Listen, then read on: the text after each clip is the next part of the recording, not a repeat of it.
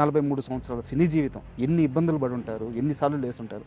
మీలాంటి వాళ్ళ జీవితాలని చూస్తుంటే ఇలా కదా మనిషి నిలబడాలి, ఇది కదా జీవితం, ఇలాంటివి తెలుస్తుంటాయి.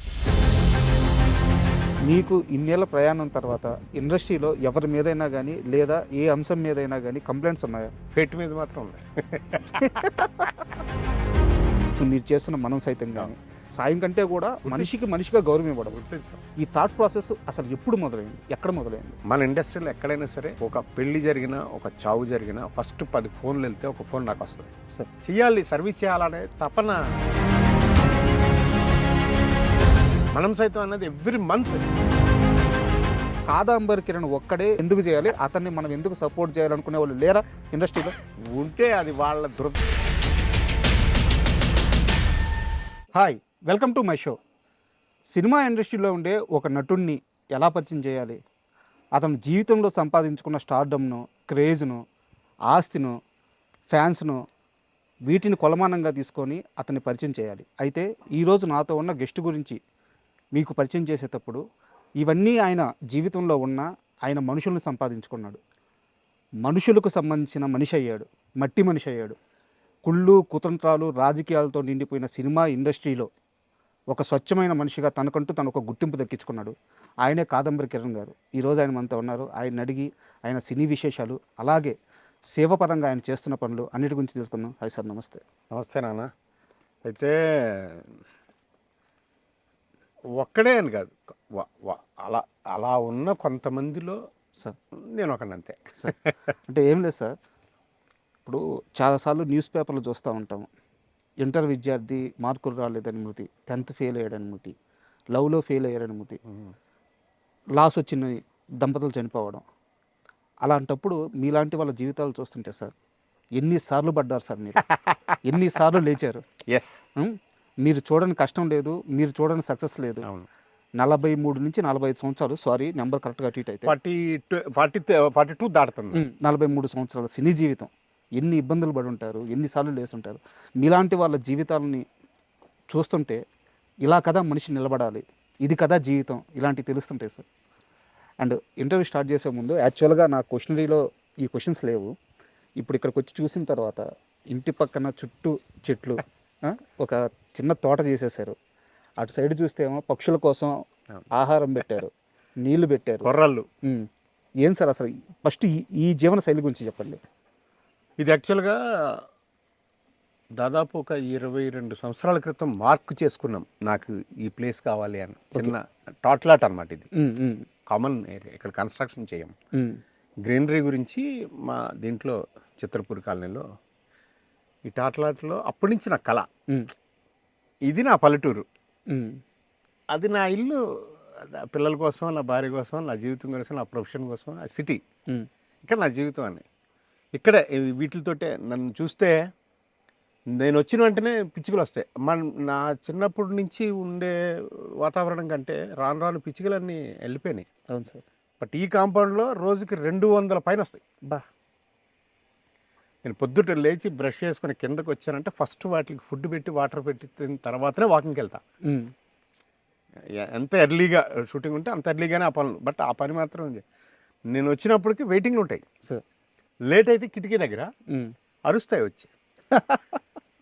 అంతకంటే మనకంటే ఈ పంచభూతాల్లో మనకు అంతకంటే శ్రేయోభిలాషులు, అంతకంటే మనల్ని నమ్ముకోవటం అనేది అవన్నీ ఏంటో అదొక ఎక్స్ప్రెషన్. మరి దానికి అది అనుభూతి చెందితేనే వస్తుంది. అండ్ పక్కనే కొండ ఉంది, పాములు కూడా చెట్లు. ఇక్కడ దాదాపు ఈ మొన్నటి వరకు చూస్తే 60 పైన పాములు వచ్చాయి. ఇంకా 28, 29 పట్టాం. పట్టి వదిలేసాం దూరంగా, కొన్ని పారిపోయింది. అంటే మీకు భయం అనిపిదా? అది అంటే అలికిడి చేస్తే పాము ఏం చేయదు.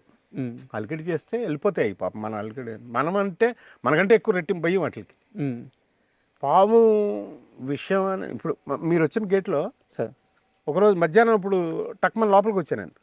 అక్కడ తాజ్పాము ఉంది, ఎల్లో, చాలా చాలా డేంజర్. అది నన్ను చూసి అది షాక్ అయింది. నేను అలా షాక్లో అలా ఉండిపోయాను. 2 seconds తర్వాత నా వైఫ్ని పిలుస్తున్నా కిటికీలోంచి. దాన్నే చూస్తా. అంటే పాము ఉంటే మేము ఏంటంటే దాన్ని కాన్సన్ట్రేట్ చేస్తాం, ఎటు వెళ్ళిపోతుందో తెలుసుకుంటాం సార్, చూడ్డానికి చెయ్యాలి. పాపం అది అలాగే ఉండిపోయాను. గేట్ బయటగా 5 seconds 6 seconds తర్వాత నువ్వు వెళ్ళిపోమ్మా ఏంటి ఇక్కడ అన్నట్టు నేను ఏం చెప్పాను మరి దానికి. అది కూడా వెళ్ళిపోయింది, అట్లా చూసింది. గేట్ బయటకు వెళ్ళి అక్కడేదో అలికిడైతే అక్కడ తాజు మీ నుంచి ఎలాంటి దానికి రియాక్షన్ రాలా, నాకు హాని చేయడు. చేయడు. ఆ సైన్ వెళ్ళింది. అవును, అందుకని అంతే, అది అదృష్టం. అది అక్కడ కొడితే అక్కడ ఆ రోజు చచ్చిపోయి ఉండేవాడు నేను. అంతేగా అంతేగా. స్పాట్లో వెళ్ళిపోయి ఉండేవాడిని. హాస్పిటల్స్ ఎంత దగ్గరైనా కానీ మృత్యు కూడా ఇంకా దగ్గర ఉంటుందా. అండ్ అంటే ఇప్పుడు కారులో ఈ చిత్రపూర్ కాలనీలోకి ఎంటర్ అయిన తర్వాత మీ ఇంటి వైపు ఇటు వస్తుంటే, అంటే నా డౌట్ మీరు క్లారిఫై చేయాలి. చిత్రపూరి కాలనీలో మీరు చాలా పదవులు, అంటే అసోసియేషన్లో మీకు అవును, పదవి కూడా అవును. ఉంది. సో ఆ రోజు మీరు ఇక్కడ స్థలం తీసుకోవాలంటే మీకు నచ్చిన పాయింట్ మార్క్ చేసుకోవచ్చు. అవును, ఇలా చివరన ఒక కొండ పక్కన అంటే అంటే అందరికీ ఒక మంచి మధ్యలో సెంటర్లో ఇచ్చేసి మీ చేతుల్లో పని అయితే మీరు ఎందుకు చివరి తీసుకున్నారు? అప్పుడు యాక్చువల్గా మా చేతిలో లేదు. నేను ఈ 10 సంవత్సరాల నుంచే నేను ఇక్కడ కొంచెం యాక్టివ్ ఉన్నది. అంటే మెంబర్గా ఉన్నాను, అందరినీ జాయిన్ చేసి అక్కడ మంచి ప్లేస్, అందరు కలిసి ఉందాం ఇలా ఉండేవాళ్ళు. ఈవెన్ మీ సుధాకర్ని కూడా నేను తీసుకో ఇక్కడ అనేవాడిని, కెమెరామెన్ని. ఎందుకంటే అందరు కలిసి ఒక చోట ఉంటాం అనేది ఒక కళ సినిమా ఇండస్ట్రీలో. పెద్దవాళ్ళంతా ఫిలిం నగర్లు ఉంటారు, సో మనం ఉన్నాం కార్మికులంతా కూడా ఇక్కడ ఉంటాము, చిన్నవాళ్ళంతా అనేది ఒక ఆలోచన ఉండేది. అయితే ఈ టాట్లాట్ ఒకటి ఉంటుంది అన్నప్పుడు అది మార్క్ చేసుకున్నది మాత్రం ఈ ఇల్లుది అట్లానే. ఇప్పుడున్న ఈ రోజుల్లో చాలా మందికి లేని ఒక చిన్న విషయం గురించి చెప్తాను. మనిషిని మనిషిగా గౌరవించడం రావట్లేదు. అంటే ఒకరు సక్సెస్ అవుతారు, ఒకరు ఫెయిల్యూర్ అవుతారు, ఒకరు సంపాదించుకుంటారు, ఒకరు పోగొట్టుకుంటారు. అయితే మనిషికి ఇంకో మనిషి ఇవ్వాల్సిన ఒక చిన్న గౌరవం అనేది ఉంటుంది.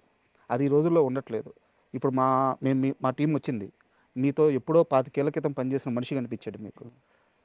నా తమ్ముడు సుధాకర్ ఎలా ఉన్నావు, పిల్లలు ఎట్టున్నారు, మీ మిస్సెస్ ఎలా ఉన్నారు? వాడు చిన్నోడైనా వదిలేను. మాకు అలవాటు ఏంటంటే మా ఫ్రెండ్స్ వైఫ్లు మాకు వదిలే. అంటే ఈరోజు మీరున్న స్థాయికి ఈరోజు సుధాకర్ గారు మా కెమెరామ్యాన్ మా పిఆర్ఓ ఉన్న స్థాయికి చాలా వ్యత్యాసం ఉంది. మీరు తలుచుకుంటే ఇలా కాళ్ళ దగ్గరేసి ఇటు మొహం తిప్పుకొని వచ్చి కూర్చోవచ్చు. దానివల్ల నేను మనిషిని కోల్పోతాను కదా. మన ఆస్తే మనుషులు. అంటే క్వశ్చన్ ఏంటంటే ఈ ఐడియాలజీ ఎక్కడి నుంచి వచ్చింది? మనిషిని కాపాడుకోవాలి, మనిషికి సాయం చేయాలి. ఇప్పుడు మీరు చేస్తున్న మనం సైతం కానీ ఇదంతా కూడా ఒక మనిషికి గౌరవాన్ని ఇవ్వడం. ఫస్ట్ సాయం కంటే కూడా మనిషిగా గౌరవం ఇవ్వడం, గుర్తించడం. ఈ థాట్ ప్రాసెస్ అసలు ఎప్పుడు మొదలైంది, ఎక్కడ మొదలైంది?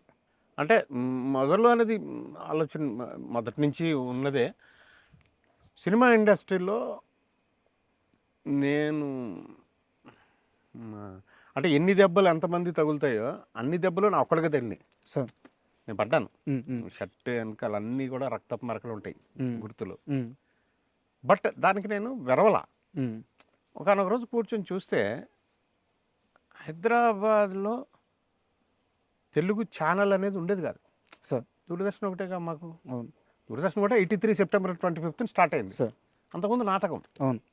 దూరదర్శన్ వచ్చిన తర్వాత కూడా నాటకమే ముందు, తర్వాత కమర్షియల్ ప్రోగ్రామ్స్ అవి వచ్చినాయి. ఆ తర్వాత అక్కడి నుంచి మేము మొదటి నుంచి నాటకాల్లో ఉన్నాం కాబట్టి అప్పుడు సినిమా అంతా చెన్నైలో ఉండేది సార్. ఇక్కడ సబ్సిడీస్ ఇచ్చేవారు మన ఆంధ్రప్రదేశ్లో. 2-3 షాట్లు తీసుకోవచ్చు వచ్చి సబ్సిడీ కోసం. అసెంబ్లీ ముందు, రవీంద్ర భారత్ ముందు, నాంపల్లి స్టేషన్ ముందు చిన్న చిన్న బిట్ సీన్లు తీసేవారు. అది సినిమాల్లో మధ్యలో వచ్చేలాగా. వాటికి ఇక్కడ పాపులర్ ఉన్న ఆర్టిస్టులు తీసుకున్నారు, అలా మమ్మల్ని తీసుకున్నారు. బచ్చేశ్వరరావు గారని, గడ్డం రామచంద్రరావు గారని, విట్లమ్మ గారని, అలాంటి పెద్దలు మేము ఎక్కడైనా నాటకం బాగా చేస్తే మా అడ్రస్లు రాసుకున్నారు సార్. వాళ్ళు మా ఇంటికి వచ్చేవారు.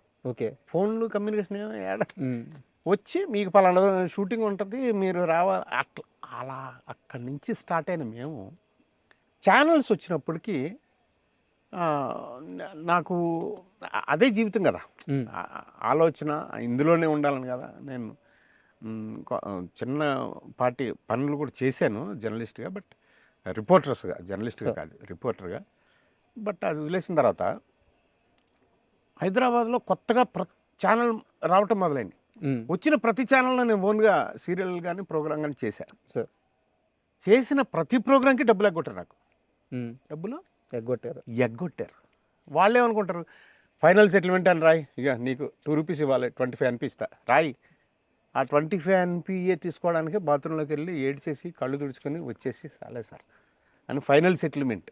నన్ను సెటిల్ చేసినట్టే వాళ్ళు, బట్ నా జీవితానికి ఎగ్గొట్టినట్టు. అందుకే ఆ మాట అన్నా నేను. సరే, అందులో కొంతమంది మిత్రులు ఉండొచ్చు, కొంతమంది ఉన్నవాళ్ళు ఉన్నారు, వెళ్ళిపోయిన వాళ్ళు. ఇవన్నీ చూసిన తర్వాత ఇంత పెద్ద ప్రోగ్రామ్స్ చేస్తున్నాం ఓ పక్క. అలా చేస్తున్నప్పుడే అచ్యుత్ నాకు మంచి స్నేహితుడు. సార్. అతనికి ఓన్గా ప్రొడక్షన్స్ చేసేవాడు, ఓన్ కంపెనీ ఉంది. నాకు నా ఓన్గా నా ప్రొడక్షన్స్ నాకు కలిసి చేద్దామనే ఉద్దేశంతో మీ ఇద్దరు కలిసాం. సార్. ఫ్రెండ్స్ ఫిల్మ్స్ అని స్నేహితుల సినిమాలు ఓకే. అని పెట్టాం. పెట్టి నాగేశ్వరరావు గారు ఏదో ఫంక్షన్లో అనౌన్స్ చేస్తే next day early morning Nageswara Rao garu 7 o'clock walking కూడా అయిపోతుంది. ఆహా. ఆ వాకింగ్ అయ్యి వచ్చి ఆయన లాంచ్లో కూర్చునే టైంకి నేను అచ్యుత్ వెళ్ళాం. నేనే తీసుకెళ్ళా. సార్ ఇలా అనుకుంటున్నాను, మీరా అన్నాడు ఆయన. అవును సార్, నాకు కంపెనీ ఉంది సార్, నేను పలానా చేస్తున్నా, ఆయన కంపెనీ ఉన్నా. నాకు ఆలోచన లేదు, ఏదో మాటల్లో అన్నాను. నేను మూకీ నుంచి వచ్చినోడిని, పద్యనాటకం నుంచి వచ్చినోడిని. ఈ ప్రక్రియ నేను బతుకుండగానే టెలివిజన్ అనే ప్రక్రియ వచ్చింది. సో ఇందులో కూడా నేను ఉండాలనే ఆలోచనతో నేను అన్నాను. ఓకే. బట్ ఈరోజు చెప్తున్నా, ఒకవేళ వస్తే మీ కంపెనీకి వస్తా. ఏంటి మీ సినిమా పేరేంటని? స్నేహితుల సినిమాలు సార్, ఫ్రెండ్స్ ఫిలిమ్స్. చాలా బాగున్నాయి చేయండి. ఆ తర్వాత అశోక్ కుమార్ గారు ఇంకొక ఆయన కలిశారు. కలిసి అలా అంటే అలా ఉన్నప్పటికీ ఇంత జర్నీ ఉన్నా, ఎన్ని ఉన్నా, అంత పేరున్నా, ఆ రోజున ఈ చంద్రబాబు గారు సీఎంగా ఉండి 9 మంది మంత్రులు మేము పిలవకుండా మా ముహూర్తానికి వచ్చారు. అంటే బాబు గారు వస్తున్నారని. అంత పెద్ద స్థాయి నుంచి ప్రతి ఛానల్లోనూ నేను, ఆ తర్వాత అచ్యుత్ చనిపోవడం మీకు అందరికీ తెలుసున్నదే, అది నష్టపోయాం. నేను ఆ నష్టాల్లో కూరుకుపోయి ఉన్నానని నాగేశ్వరరావు గారు నాకు ఫోన్ చేసి, నా జీవితంలో ఇందులో ఈ ప్రక్రియలో ఉండాలనుకున్నా టెలివిజన్లో, నాకు సాటిస్ఫాక్షన్ లేదు. ఎందుకంటే తీసుకొచ్చింది నువ్వు, నీ ప్రాణమిత్రుడు చచ్చిపోయాడు, నువ్వు నష్టపోయావని నాకు తెలుసు. నష్టం ఏ విధంగానే రాని, బట్ నీ దగ్గర డబ్బుంటే తీయడానికి ఇంకో సీరియల్ నీ కోసం చేస్తాడు ఆయన. ఫోన్ చేసి పిలిచి. అందుకే అక్కినేని నాగేశ్వరరావు గారు నా పాలిట దేవుడు. ఆయన నిష్కర్షగా మాట్లాడినప్పుడు ఎవరికైనా నొప్పించవచ్చు, అతన్ని ఎవరైనా తిట్టుకోవచ్చు, స్వలాభం ఇంకోటి అనుకోవచ్చు, ఏమైనా అనుకోవచ్చు. బట్ నన్ను ఈ జీవితం మళ్ళీ ఇలా నిలబడటానికి కారణమైనటువంటి వ్యక్తి అక్కినేని నాగేశ్వరరావు. అలాగా సీరియల్స్ చేసి ఎన్ని చేసిన ఆ సీరియల్ కూడా నాకు ఛానల్ ఎగ్గొట్టింది. ఎగ్గొట్టడం కాదు, వాళ్ళు సెటిల్ చేశారు. వాళ్ళ లెక్క వాళ్ళే. మనం వెళ్ళి మళ్ళీ వాష్రూమ్కి వెళ్ళి కళ్ళు తుడుచుకొని ఏడ్చి ముక్కు చేతుకొని నవ్వుని పులుముకొని వచ్చి సంతకాలు పెట్టి ఇచ్చేసాం. ఎందుకు ఇలా జరుగుతుంది సార్? ప్రతి ఛానల్ అంటే ఏంటి నీ కారణం? నీ వెనక నీకు పోరాటం చేయటానికి నీకు శక్తి లేదు, ఉండదు న్యాచురల్గా. నా ఉన్న వయసుకి, నా బాధ్యతలకి నాకు నువ్వు ఒక్కడివే. నీ వెనకాల బలం లేదు, జనం లేరు. సో నువ్వు అలాగే దెబ్బలు తింటావు. అలా కూర్చొని ఏంటి మరి ఎలా నా శక్తిని పెంచుకోవటం ఎలా? నువ్వు ఎందువల్ల దెబ్బలు తింటున్నావు? వెనక జనం లేకపోవడం వల్ల, బలం లేకపోవటం వల్ల, ఐశ్వర్యం లేకపోవటం వల్ల. సార్, నీ ఐశ్వర్యం ఏంటి? నేను అనుకున్నది జనం. ఆ రోజు మొదలైంది. అప్పటి నుంచి అంటే ఆల్రెడీ ఉంది. ఎక్కడైనా ఈ సినిమా ఇండస్ట్రీలో కానీ మన ఇండస్ట్రీలో ఎక్కడైనా సరే ఒక పెళ్ళి జరిగినా, ఒక చావు జరిగినా ఫస్ట్ 10 ఫోన్లు వెళ్తే ఒక ఫోన్ నాకు వస్తుంది. Sir, correct sir. ఆ చావు దగ్గర నేను ఉండి వాళ్ళకి చచ్చిపోయిన తర్వాత ఆ వ్యక్తి నాకేం చేయడు కదా, వెళ్ళిపోయాడు కదా. వాళ్ళ ఫ్యామిలీ అసలు దీనికి సంబంధమే ఉండరు. అయినా అవన్నీ చేసి అలా చేసేవాడు. అంటే చెయ్యాలి, సర్వీస్ చేయాలనే తపన ఏదో ఉండేది. మరి దాన్ని ఏమంటారు? ఏదైతే లేకుండా పోయిందో పక్కన వాళ్ళకి అది మీరయ్యారు. ఎస్ అయ్యి ఈ రోజున నాకు నా ఫ్యామిలీ లక్షల్లో కోట్లలో ప్రపంచం అంతా ఉన్నారు. మనం సైతం ఎక్కడున్నా కానీ డబ్బు లేకపోవచ్చు, నాకు ఈరోజు డబ్బులు ఉన్నాయి. ఎందుకంటే మనం సైతం అన్నది ఎవ్రీ మంత్ 0 బ్యాలెన్స్. ఇప్పుడు మీరు వచ్చేటప్పుడు కూడా ఒక అసిస్టెంట్ డైరెక్టరు రైటరు అతను వాళ్ళ పిల్లలకి స్కూల్ ఫీజులు కావాలని ఫోన్ వస్తే ఫోన్ మాట్లాడుతున్నా, ఈ లోపల మీ సుధా ఫోన్ చేశాడు. సార్ ఫీజు కట్టాలి అంటే నా దగ్గర ప్రస్తుతం లేదు, మరి నేను ప్రయత్నం చేస్తాను, పిల్లలు స్కూల్ అంటున్నావు కాబట్టి అని నేను పర్టికులర్స్ నేను తీసుకుంటాను మాట్లాడచ్చు. అంటే 24 hours నేను అదే పని మీద ఉంటాను. నాకు ఒక question sir, sorry to 24 hours అదే పని మీద ఉంటున్నారు. అయితే అయిపోయింది, 43 సంవత్సరాలు అయిపోయింది, మీరు సంపాదించేశారు, మీ కెరీరు ఇప్పుడు ఏమన్నా క్యారెక్టర్స్ వస్తే చేస్తున్నారు, అంతా ఓకే. అంతే. కాకపోతే మీకు జీవితం ఉంది కదా, అంటే మీకు కుటుంబం ఉంది, కష్టం చేయగల శక్తి ఒంట్లో ఉంది. మీకోసం మీరెందుకు సమయాన్ని కేటాయించుకోవట్లేదు? నా కోసం నేను చేస్తాను. నేను ఇప్పుడు మనం సైతం చేసే ప్రయత్నం మొత్తం కూడా నా ప్రొఫెషన్కి అడ్డు కాదు. ఉమ్. నా ప్రొఫెషన్లో ఉంటూ కూడా నేను మొబైల్లో మేనేజ్ చేయగలను. అడ్డం అవుతుంది కదా. అవ్వదు, ఎట్టి పరిస్థితులు అవ్వదు. అడ్డం కాకపోతే ఆ. అడ్డం కాకపోతే కాదంబరి కిరణ్కి ఈరోజు నిజంగా రావాల్సిన అవకాశాలు వచ్చిండే కదా. అట్లేం లేదు. నేను ఇప్పటికీ ఇంకా మనం- ఓపెన్గా అడుగుతాను. అంటే నేను ఇంకా సారీ ఆ, ఇంకా ఓపెన్గా అడుగుతాను. తప్పలేదు. ఒక మూవీ ఆర్టిస్ట్ అసోసియేషన్ చేయాల్సిన పని, ఒక ఇండస్ట్రీ పెద్ద చేయాల్సిన పని, ఇండస్ట్రీలో మా కుటుంబాలే పెద్ద అనుకొని వాళ్ళు చేయాల్సిన పని, కాదంబరి కిరణ్ ఒక్కడే ఎందుకు అతనికి అంత గర్వం, అంత ఇది అతను ఒక్కడే ఎందుకు చేయాలి, అతన్ని మనం ఎందుకు సపోర్ట్ చేయాలనుకునే వాళ్ళు లేరా ఇండస్ట్రీలో? ఉంటే అది వాళ్ళ దురదృష్టం. ఎందుకంటే వాళ్ళ పని నేను చేస్తున్నాను అనుకోవట్లా. నా ధర్మం, నా ఇండస్ట్రీలో నా తల్లికి పుట్టిన ఇంకో బిడ్డ అక్కడ కష్టంలో ఉన్నాడు, నాకు లేదు. మరి లేదు ఐశ్వర్యం ఏం చేస్తావు? భగవంతుడు 2 అరచేతులు ఇవ్వాలా? రోడ్డు మీద నిలబడితే వస్తాయి, డబ్బు అడుక్కుని తెస్తా. పేదవాడిని మాత్రం ఆనందంగా పంపుతా అంతే. అడుక్కుని నేను ఇప్పటివరకు అలా చేసా, అలాగే చేస్తాను. దీని గురించి ఎవరైనా ఏమని అనుకోని వాడికే ఎందుకు పేరు వస్తా అంటే మీ కర్మ. కానీ మన చలనచిత్ర పరిశ్రమలో క్షమించు, మన చలనచిత్ర పరిశ్రమ, మన పరిశ్రమ చేసేవాడు చేస్తూనే ఉంటాడు స్వామి, చేస్తూనే ఉంటాడు. అయితే నేను అన్ని దాటుకొని వచ్చి అది కరెక్ట్ వెళ్ళిపోయాను. చెయ్యొచ్చు, చేయలేను, చెయ్యని వాళ్ళు కూడా ఉన్నారు, నేను కాదనను. ఈ తరమే కాకుండా వచ్చే 100 తరాలకి సరిపడని ఆస్తి సంపాదించుకునే వ్యక్తులు కూడా ఉండొచ్చు. వాళ్ళ పరిధిలో వాళ్ళు చేసుకుంటారు, నాకు అవసరం లేదు. నా బాధ్యత ఏంటంటే నా కంటి ఎదురుకుండా ఒక కష్టం ఉంది, అది తీర్చడానికి కనీసం నా ప్రయత్నం చేయకపోతే నేను బతికాను అవసరం. అంటే చాలా పెద్ద హీరోలు, నేను పేర్లు చెప్పను, భావ్యం కాదు కూడా, వాళ్ళు లేని చెప్పడం, వాళ్ళ గురించి మనకి చాలా పెద్ద హీరోలు కాదంబరికి సాయం చేయడానికి రెడీగా ఉన్నారు ఒకప్పుడు. కాదంబరి ఏమన్నా అడిగితే అంటే వాళ్ళకు కూడా సేవా గుణం ఉంది, ఉండొచ్చు. బట్ త్రూ కాదంబరి ద్వారా ఎందుకు చెయ్యాలి అనే ఒక ఆలోచన వచ్చిన తర్వాత మీరు చాలా మందికి దూరం అయ్యారు. నిజమా అబద్ధం? ఏమో మరి నాకైతే ఇది నేను ఇంకొకటి ఏంటంటే నేను ఎవరిని నాకు మనం సైతానికి డబ్బులు ఇవ్వండి ఈ రోజు వరకు ఎవరిని అడగల. ఒకే ఒక వ్యక్తిని ఒకరోజు కెమెరామెన్ బాబు, అతను విజయవాడ పక్కన ఏదో ఊరు, అలా వైఫ్ ఫోన్ చేసి అన్నయ్య అని ఏడుస్తాను. అతను అనారోగ్యంలో ఉన్నప్పుడు అన్నయ్య అనేది చెప్పింది 25,000, నేను మ్యాక్సిమం 25,000 ఇవ్వడానికి ప్రయత్నం చేస్తాను. మినిమం 25,000 ఇచ్చేసాను, చేశాను. చచ్చిపోయాడు. డెడ్ బాడీని ఎత్తడానికి కూడా డబ్బులు లేవని అని రాత్రి 8:45 ఆ టైంకి ఏడుస్తూ ఉంటే ఒకే ఒక వ్యక్తిని నేను డబ్బులు అడిగా ఆ రోజు, మనం సైతం గురించి. అంటే నీలాంటి ఫ్రెండ్స్ని, సుధాకర్ లాంటి వాళ్ళని, నువ్వేందా బర్త్డే పార్టీ చేసుకుంటే ఈ స్వతంత్రం కాదు, నేను నిజంగా అడిగింది చదలవాడ శ్రీనివాసరావు. ఓకే అన్నయ్య నాకు ₹1,00,000 కావాలన్న. బంగారం అది, ఇప్పుడేనా ఎంతసేపట్లో అన్నాడు ఆయన. ఆ టైంలో ఆయనకి ఫోన్ చేయడానికి సాహసం చేస్తారు. అతను కరెక్టే కదా, ఎవరు ప్రైవేట్ జీవితం వాళ్ళ ఉంటుంది. ఆయన నిద్రపోయే టైం కావాలన్నా నాకు ఇప్పుడు పొద్దున్న తీసుకో, నేను పంపిస్తాను, నీ దగ్గర పంపిస్తాలే అని పొద్దున్న ఆయన రమ్మన్నాడు. పొద్దున్న ఒక 9 o'clock వచ్చేసి ఆఫీస్. కానీ ఆయనే 8:45 ఫోన్ చేసి నువ్వు రావద్దు, నేనే పంపిస్తాను నీ దగ్గరికి అని నా దగ్గర పంపిస్తే ఆ డబ్బు అక్కడ పంపించా. అందులో అంటే ముగ్గురికి ఎంతమందికి పంచాను అది. కానీ ఆయనను తప్ప నేను ఎవరిని డబ్బులు అడగల. నాకు జోగినపల్లి సంతోషాన్ని ఇచ్చిన, మన అన్నయ్య చిరంజీవి గారు ఇచ్చిన, ఒక్కంతం వంశీ ఇచ్చిన, వివి వినాయక్ గారు ఇచ్చిన. వివి వినాయక్ గారు నా అకౌంట్లో వేసాడు ₹5,00,000. ఇప్పుడు కరోనాకి వేసిన. ఎవరైనా వాళ్ళంతటి వాళ్ళు, మారుతి గారు వేసిన, రామజోగేశ్ శాస్త్రి గారు వేసిన, అనిల్ రావిపూడికి మన ఆర్టిస్ట్లోనే ఒక ఆర్టిస్ట్ కొడుకుని ఆస్ట్రేలియా పంపడానికి డబ్బులు లేకపోతే 50,000 అడిగితే 50,000 అతనికే పంపించా. అనిల్ రావిపూడి ఆయన ఇచ్చారు. ఓకే, తర్వాత హరీష్ శంకర్ గారు ఇచ్చిన. ఇలా ఒక లిస్టే ఉంది నాకు. ఆ లిస్టు క్లారిటీ ఉంటుంది. ప్రతి ఫంక్షన్లో కూడా ఆ లిస్టు చెప్తా. అది ఎవరైనా సరే వాళ్ళంతటి వాళ్ళు నేను చేస్తున్నా దీనికి అని ఇచ్చిన వాళ్ళు. కోటి గారు ఇచ్చిన. అంటే చూసా అలా ఆ పుస్తకం.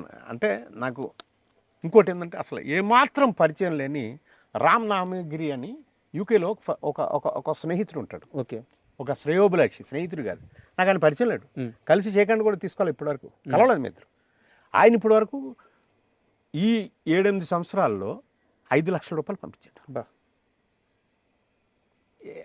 తర్వాత ఒక అతను బెంగళూరు నుంచి నరేంద్ర, ఇవాళ దీపావళి అన్నయ్య, 2000 పంపిస్తున్నానని మెసేజ్ పెడతాడు ఉమ్, మనం సైతానికి. ఉమ్, ఇవాళ న్యూ ఇయర్ అన్నయ్య 2500 పంపిస్తున్నాను. ఏదో ఒక ఇష్యూ వస్తుంది, ఆ ఇష్యూ నేను ఈ గ్రూప్స్లో పెడుతుంటాను. వీళ్ళని మాత్రం నేను ఏంటంటే ఏమైనా సాయం చేద్దాం బాస్, పలానా ఏ అనే వ్యక్తికి హాస్పిటల్ ఉన్నాడు, పలానా హాస్పిటల్ ఇన్ని లక్షలు అవుతుందంట, మనం ఏదైనా చేద్దాం బాస్, కాదంబరి కిరణ్ 1000 రూపాయలు అని ఇస్తా. అప్పుడు నరేందర్ 2000 వేస్తాడు, ఇంకొక ఆయన 1000 రూపాయలు వేస్తాడు, ఒక ఆయన 20 రూపాయలు వేస్తాడు, ఒక ఆయన 100 రూపాయలు వేస్తాడు. మనం సైతం అంటేనే అంతే కదా సార్. అంతే. అందరం కలిస్తే మనం దీనికే తప్ప ఉమ్, అన్నయ్య నాకు డబ్బులు ఎవరా, నాకు కష్టాలు ఉందని మాత్రం నేను ఇప్పటివరకు ఎవరిని అడగల. ఎవరంతటి వాళ్ళు స్వచ్ఛంగా చిరంజీవి గారి దగ్గర నుంచి స్వచ్ఛంగా నాకు డబ్బులు పిలిచి ఇచ్చిన వాళ్ళు.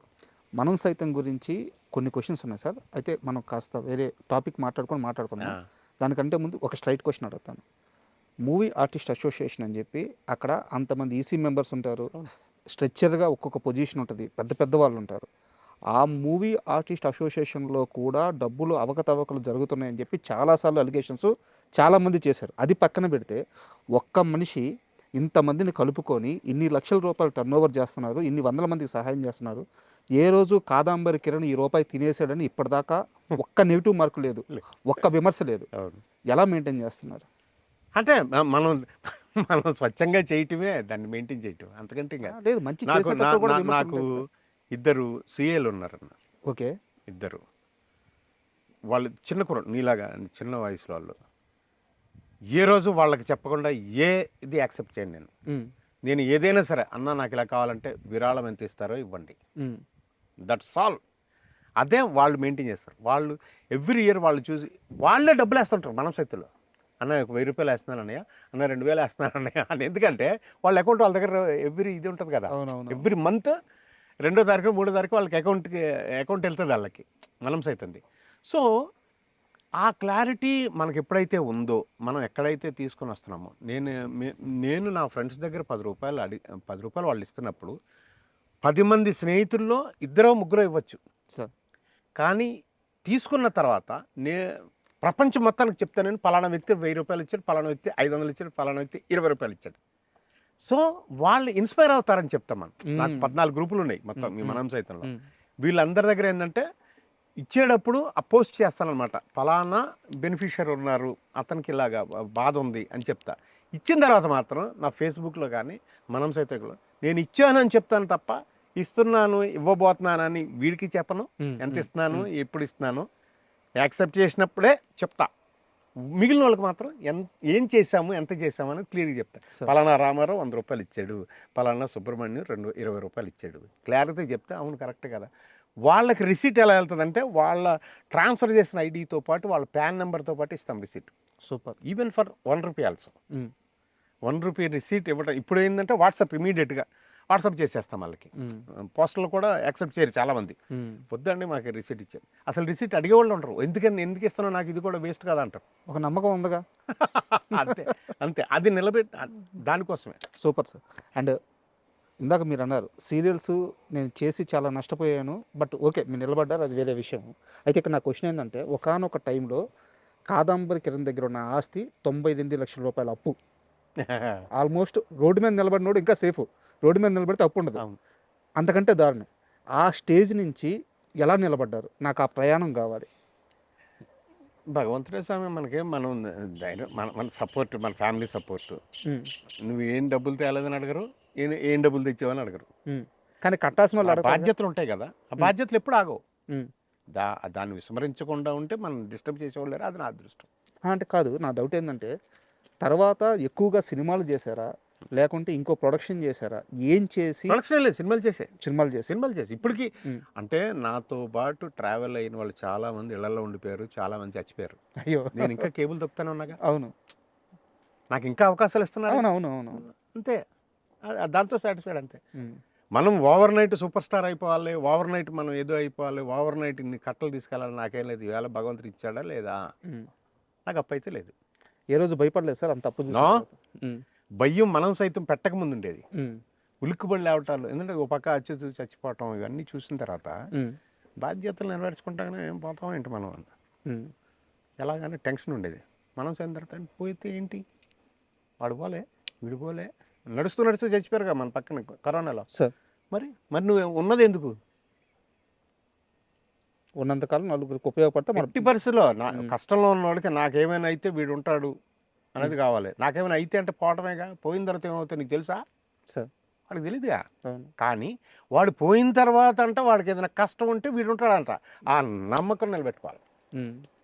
దానికి అదే నా పవర్ఫుల్, అదే నా పవర్ సార్. అంతే. అండ్ మీరు సినిమా ఛాన్సుల గురించి చెప్పారు కాబట్టి పేకాట సరిగ్గా రాదని చెప్పి కాదంబరి కిరణ్కి అవకాశాలు ఆపేసింది ఎవరు? అంటే అప్పుడు మామూలుగా ప్యాకెట్లు ఎక్కువ ఆడేవారు. అంటే జనరల్ డిస్కషన్లో ఏమవుతుందంటే అప్పుడున్న పరిస్థితుల్లో నాకు వేషం రావాలంటే డైరెక్టర్కి ఆ కో డైరెక్టరో లేకపోతే మెయిన్ ఎవరైతే ఉంటారో వాళ్ళకి చెప్పినప్పుడు ఇలా ఉంటుందండి, ఇలా బ్యాచ్ అండి చెప్తారు కదా. ప్యాకెట్ లేక వద్దనివారు. వాడు ప్యాకెట్ ఆడ్డే కదా, వాడికి రాదు, కంపెనీ ఉండదు. మరి నేర్చుకున్నారా పేకాట? ప్యాకెట్ నాకు అప్పటికి వచ్చు కానీ ఆడేవాడు కాదు.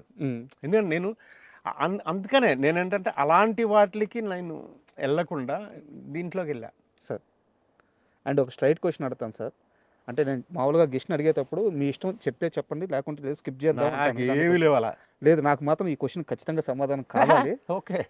దేనికి భయపడని కాదంబరి కిరణ్ తన కులాన్ని ఎందుకు బహిరంగంగా చెప్పడానికి, ఇండస్ట్రీ పరంగానే ఓన్లీ ఇండస్ట్రీ పరంగా నా కులం ఇది అని చెప్పడానికి ఎందుకు ఎప్పుడు ఇష్టపడరు? కాదంబరి పెట్టుకున్నదే అందుకని. కాదంబరి అంటే బ్రాహ్మణుని కదా, బ్రాహ్మణుని చెప్తాను నేను. కానీ కులం అడ్డంకి అనేది మిమ్మల్ని చాలా సార్లు అంటే అవకాశాల పరంగా అలా లేదు. అలాగైనా కానీ బ్రాహ్మణ కులంలో ఉన్న వాళ్ళందరూ నన్ను ఎంకరేజ్ చేశారని కాదు, నన్ను ఎంకరేజ్ చేయలేదని కాదు. నాకు ఎవరైనా ఏ కులమైనా కానీ నాకు వేషం ఇచ్చిన వాళ్ళే, నాకు డబ్బులు ఇచ్చిన వాళ్ళే, నేను పనిచేసినందుకు డబ్బులు ఇచ్చిన వాళ్ళే. అసలు నాకు నాకు అలాంటి ఇబ్బంది. అన్న తల్లి పేరు చెప్పుకోవడానికి సిగ్గుపడినట్టుంది మీరు చెప్పింది. నో, ఎవరి కులం వాళ్ళకి వాళ్ళు కావాలని ఆ కులం పట్టలేదుగా. కులం వాళ్ళకి తల్లి లాంటిదే. అది నేను చెప్పుకోవడం నాకు కాదంబరి. కులం అనేది మీకు ఎప్పుడు అవకాశాలకు అడ్డంకి కాలేదా? అంటే అది వాళ్ళ ప్రాబ్లం, నా ప్రాబ్లం అయితే కాదు. నాకే ఏమో పోనీ ఏం కాదు నేను అసలు అబ్బే. మరి ఇంకొకరు కూడా నాకు ఇస్తున్నారుగా వేషం, చాలు. అండ్ ఇప్పుడు దాకా మనం మాట్లాడుకున్న మాటల్లో తెలియకుండా అచ్యుత్ గారి పేరు రిపీటెడ్గా వస్తా. అవును, వాడు అంటే ఇక్కడ ఉంటాడు, ఇలాగా గాలి చుట్టూరా నా పక్కన ఉంటాడు. ప్రతి ఆర్టిస్ట్కి సార్ చనిపోయే లోపల ప్రతి ఆర్టిస్టు కోరుకునేది ఒకటి ఉంటుంది, అంటే ఆడియన్స్ యాక్సెప్ట్ చేయడం, రిలేటబుల్, వాళ్ళని సొంతం చేసుకోవడం అనమాట. వీడు నా మనిషి, వీడు మా యాక్టర్, వీడు మా స్టార్ అని చెప్పేసి. అచ్యుత్ గారు చనిపోయే సమయానికి అలా సొంతం చేసుకున్న వాళ్ళు, ఆయన ఓన్ చేసుకున్న వాళ్ళు కొన్ని లక్షల మంది ఉన్నారు. ఈ రోజుకి కూడా ఆయన ఎందుకు చనిపోయారు అనే దాని మీద చాలామంది అసలు షాక్ అవుతుంటారు అనమాట. ఆయన ఏదో వ్యాపారం స్టార్ట్ చేసి నష్టపోయారని కొంతమంది, స్నేహితులు మోసం చేశారని కొంతమంది చెప్తుంటారు. అసలు అచ్యుత్ గారి మరణం వెనక ఏం జరిగింది? అంటే అనారోగ్యాన్ని వాడు సీరియస్గా తీసుకోవాలి. 4-5 రోజుల నుంచి తేనె ప్లే వస్తున్నా అన్నాడు.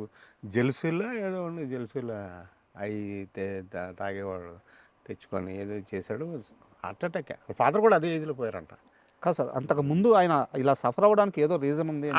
అట్టేం లేదు, ఏదో వ్యాపారం చేయడానికి స్టార్ట్ చేశాడు, ఏదో కొంత డబ్బు దాని మీద పెట్టుబడి పెట్టడం తేవటం ఏదో జరిగింది. పిల్లలు ఇంకా చిన్నోళ్ళు, ఏదో వర్రీ ఉంటుంది. ఎర్లీ మార్నింగ్ ట్రైన్లో ఒక సీరియల్కి దీనికి వెళ్తూ, అన్నయ్య అనే సీరియల్ కృష్ణ గారు వాళ్ళంతా ఏదో ఫంక్షన్కి వెళ్ళబోతూ ట్రైన్కి బయలుదేరుతూ హార్ట్ అటాక్ చనిపోయాడు. సో ఇవన్నీ లోడ్ ఉంటుంది. బట్ నేను అప్పుడే విజయవాడలో ఒక షూటింగ్, కటారాంబాబు గారిది షూటింగ్ చేసుకుని తెల్లవారుజాము దిగితే ఇంట్లో ఉన్నాను. వాళ్ళ ఫాదర్ది కార్యక్రమం ఉంది, తిథి ఉంది, రెడీ అవుతూ ఉన్నాం. ఈ లోపల గాంధీ అనే ఫ్రెండ్, అచ్యుత్కి నాకు కామన్ ఫ్రెండ్, వాడు వచ్చి హాస్పిటల్లో జాయిన్ చేసాం. పొద్దుట వెళ్తే డాక్టర్ చెప్పాడు ఏదైనా మిరాకిల్ జరిగితే బతకొచ్చు అన్నాడు.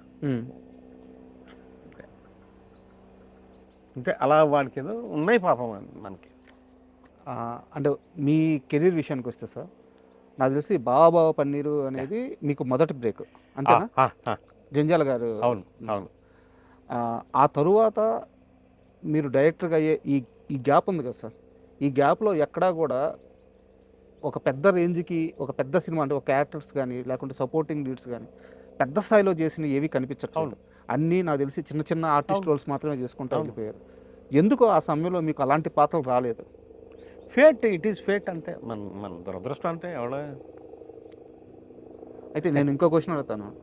కెరీర్ స్టార్టింగ్లో ఇక్కడ నుంచి మధుసూదన్ గారి ఇన్స్టిట్యూట్లో కోచింగ్ నేర్చుకున్న చాలామంది కూడా ఇక్కడ కోచింగ్ అయిపోగానే చెన్నై వెళ్ళిపోయారు. అవును, చెన్నై నుంచి మళ్ళీ వాళ్ళంతా హైదరాబాద్ తిరిగి వచ్చారు. మీరు మాత్రం నాటక రంగం బ్యాక్డ్రాప్లో ఇక్కడ ఇండస్ట్రీలోకి వచ్చారు, మీడియాలో వర్క్ చేశారు, ఇక్కడే ఉన్నారు. చెన్నై వెళ్ళకపోవడం కాదంబరి కిరణ్లో చేసిన అతిపెద్ద తప్ప? అట్లేం లేదు, అట్లేం లేదు. అప్పటికి అంటే మేము తయారవుతున్నప్పటికి ఇండస్ట్రీ వస్తూ ఉంది. బట్ చాలామంది ఎత్తుక్కుంటూ వెళ్ళిపోయారు కదా అక్కడ. వెళ్ళిపోయారు, వెళ్ళిన వాళ్ళు వస్తారు మళ్ళీ. కానీ అక్కడ నుంచి వచ్చేటప్పటికి ఒక పెద్ద వంశీ గారితోనూ అలా పెద్ద పెద్ద కాంటాక్ట్స్ వాళ్ళకు ఒక ఆల్రెడీ ఒక జెల్ అయిపోయారు వాళ్ళంతా.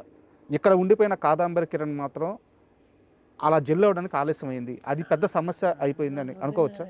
నేను అంటే ఆ కోణంలో నేను ఎప్పుడు ఆలోచించాల, నాకు తెలియదు కూడా. ఏమో మీరు చెప్పిన దానికి ఉండొచ్చేమో మరి. బట్ ఇట్ ఈస్ అంటే ఉదాహరణకి మీ స్నేహితుడు శివాజీ రాజా గారి గురించే చెప్తాను. ఆయన ఇక్కడ ట్రైన్ అయ్యారు, చెన్నై వెళ్ళారు. ఆయన అక్కడికి వెళ్ళిపోయిన తర్వాత పెద్ద వంశీ గారి సినిమాల్లో ప్రయత్నించారు. అక్కడ ఆల్రెడీ ఉన్నప్పుడే రాజేంద్ర ప్రసాద్, నరేష్ ఇలాంటి స్టార్ హీరోలతో ఒక స్నేహం ఏర్పడింది. కళ్ళు సినిమా ఒక ఫ్రెండ్షిప్, 4 పరిచయాలు చాలా పెద్ద స్థాయిలో జరిగిపోయినాయి అప్పటికే. బట్ మీకు మాత్రం అది జరగలేదు. అంటే ఉండొచ్చు, అంటే అట్లా ఏమో నేను అలా ఆలోచించలేదు. అంటే శివాజీ మంచి కళ్ళు సినిమా అసలు అతని కళ్ళే చాలా అందంగా ఉంటాయి. మేమిద్దరం బావ అనుకుంటాం, బాగా దగ్గరగా ఉంటాం మానసికంగా. మరి చాలా కలిసి చాలా సర్వీస్ చేసాం సమాజంలో. ఏమైనా పట్మని వెళ్ళిపోతూ ఉంటాం.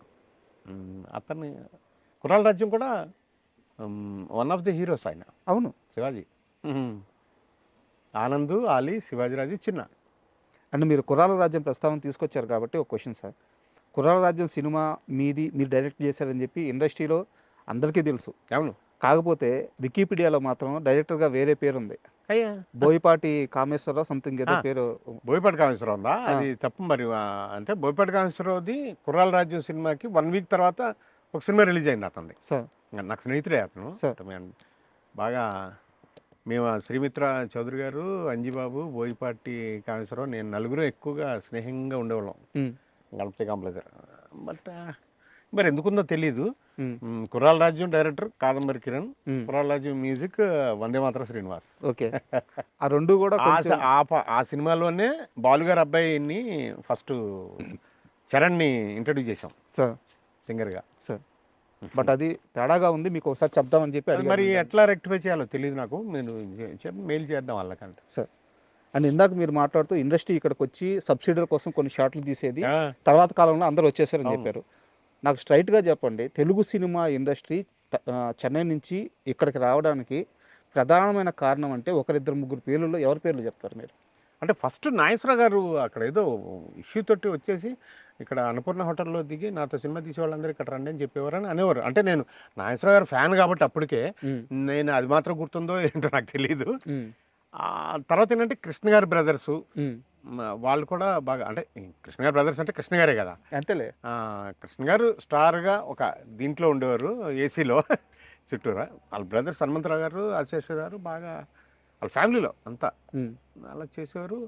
సినిమాలు తీసే పరంగా అయితే నాయుడు గారు, జంజాల్ గారు లాంటి డైరెక్టర్లు, మన రేలంగ నరసింహారు వీళ్ళంతా బాగా ఇక్కడ ఆంధ్రప్రదేశ్లో, ఉమ్మడి ఆంధ్రప్రదేశ్లో బాగా చేసేవారు సినిమాలు.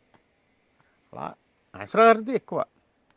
బట్ ఏంటంటే అప్పటి కాంగ్రెస్ ప్రభుత్వం ఈ ఇండస్ట్రీని ఇక్కడ డెవలప్ చేయడానికి ఇక్కడ స్థలాలు ఇవ్వటం, స్టూడియోలు ఇవ్వటం, అన్ని కోట్ల విజయభాస్కర్ రెడ్డి గారు మాకు చిత్రపూరి ఇవ్వటం సార్, ఇవన్నీ అప్పుడు ఆ ప్రభుత్వంలో చెన్నారెడ్డి గారు ఇలా అందరూ బాగా చేశారు. తర్వాత ప్రభాకర్ రెడ్డి గారు బాగా, ఎంఎస్ రెడ్డి గారికి వియ్యంకుడు కోట్ల విజయభాస్కర్ రెడ్డి గారు.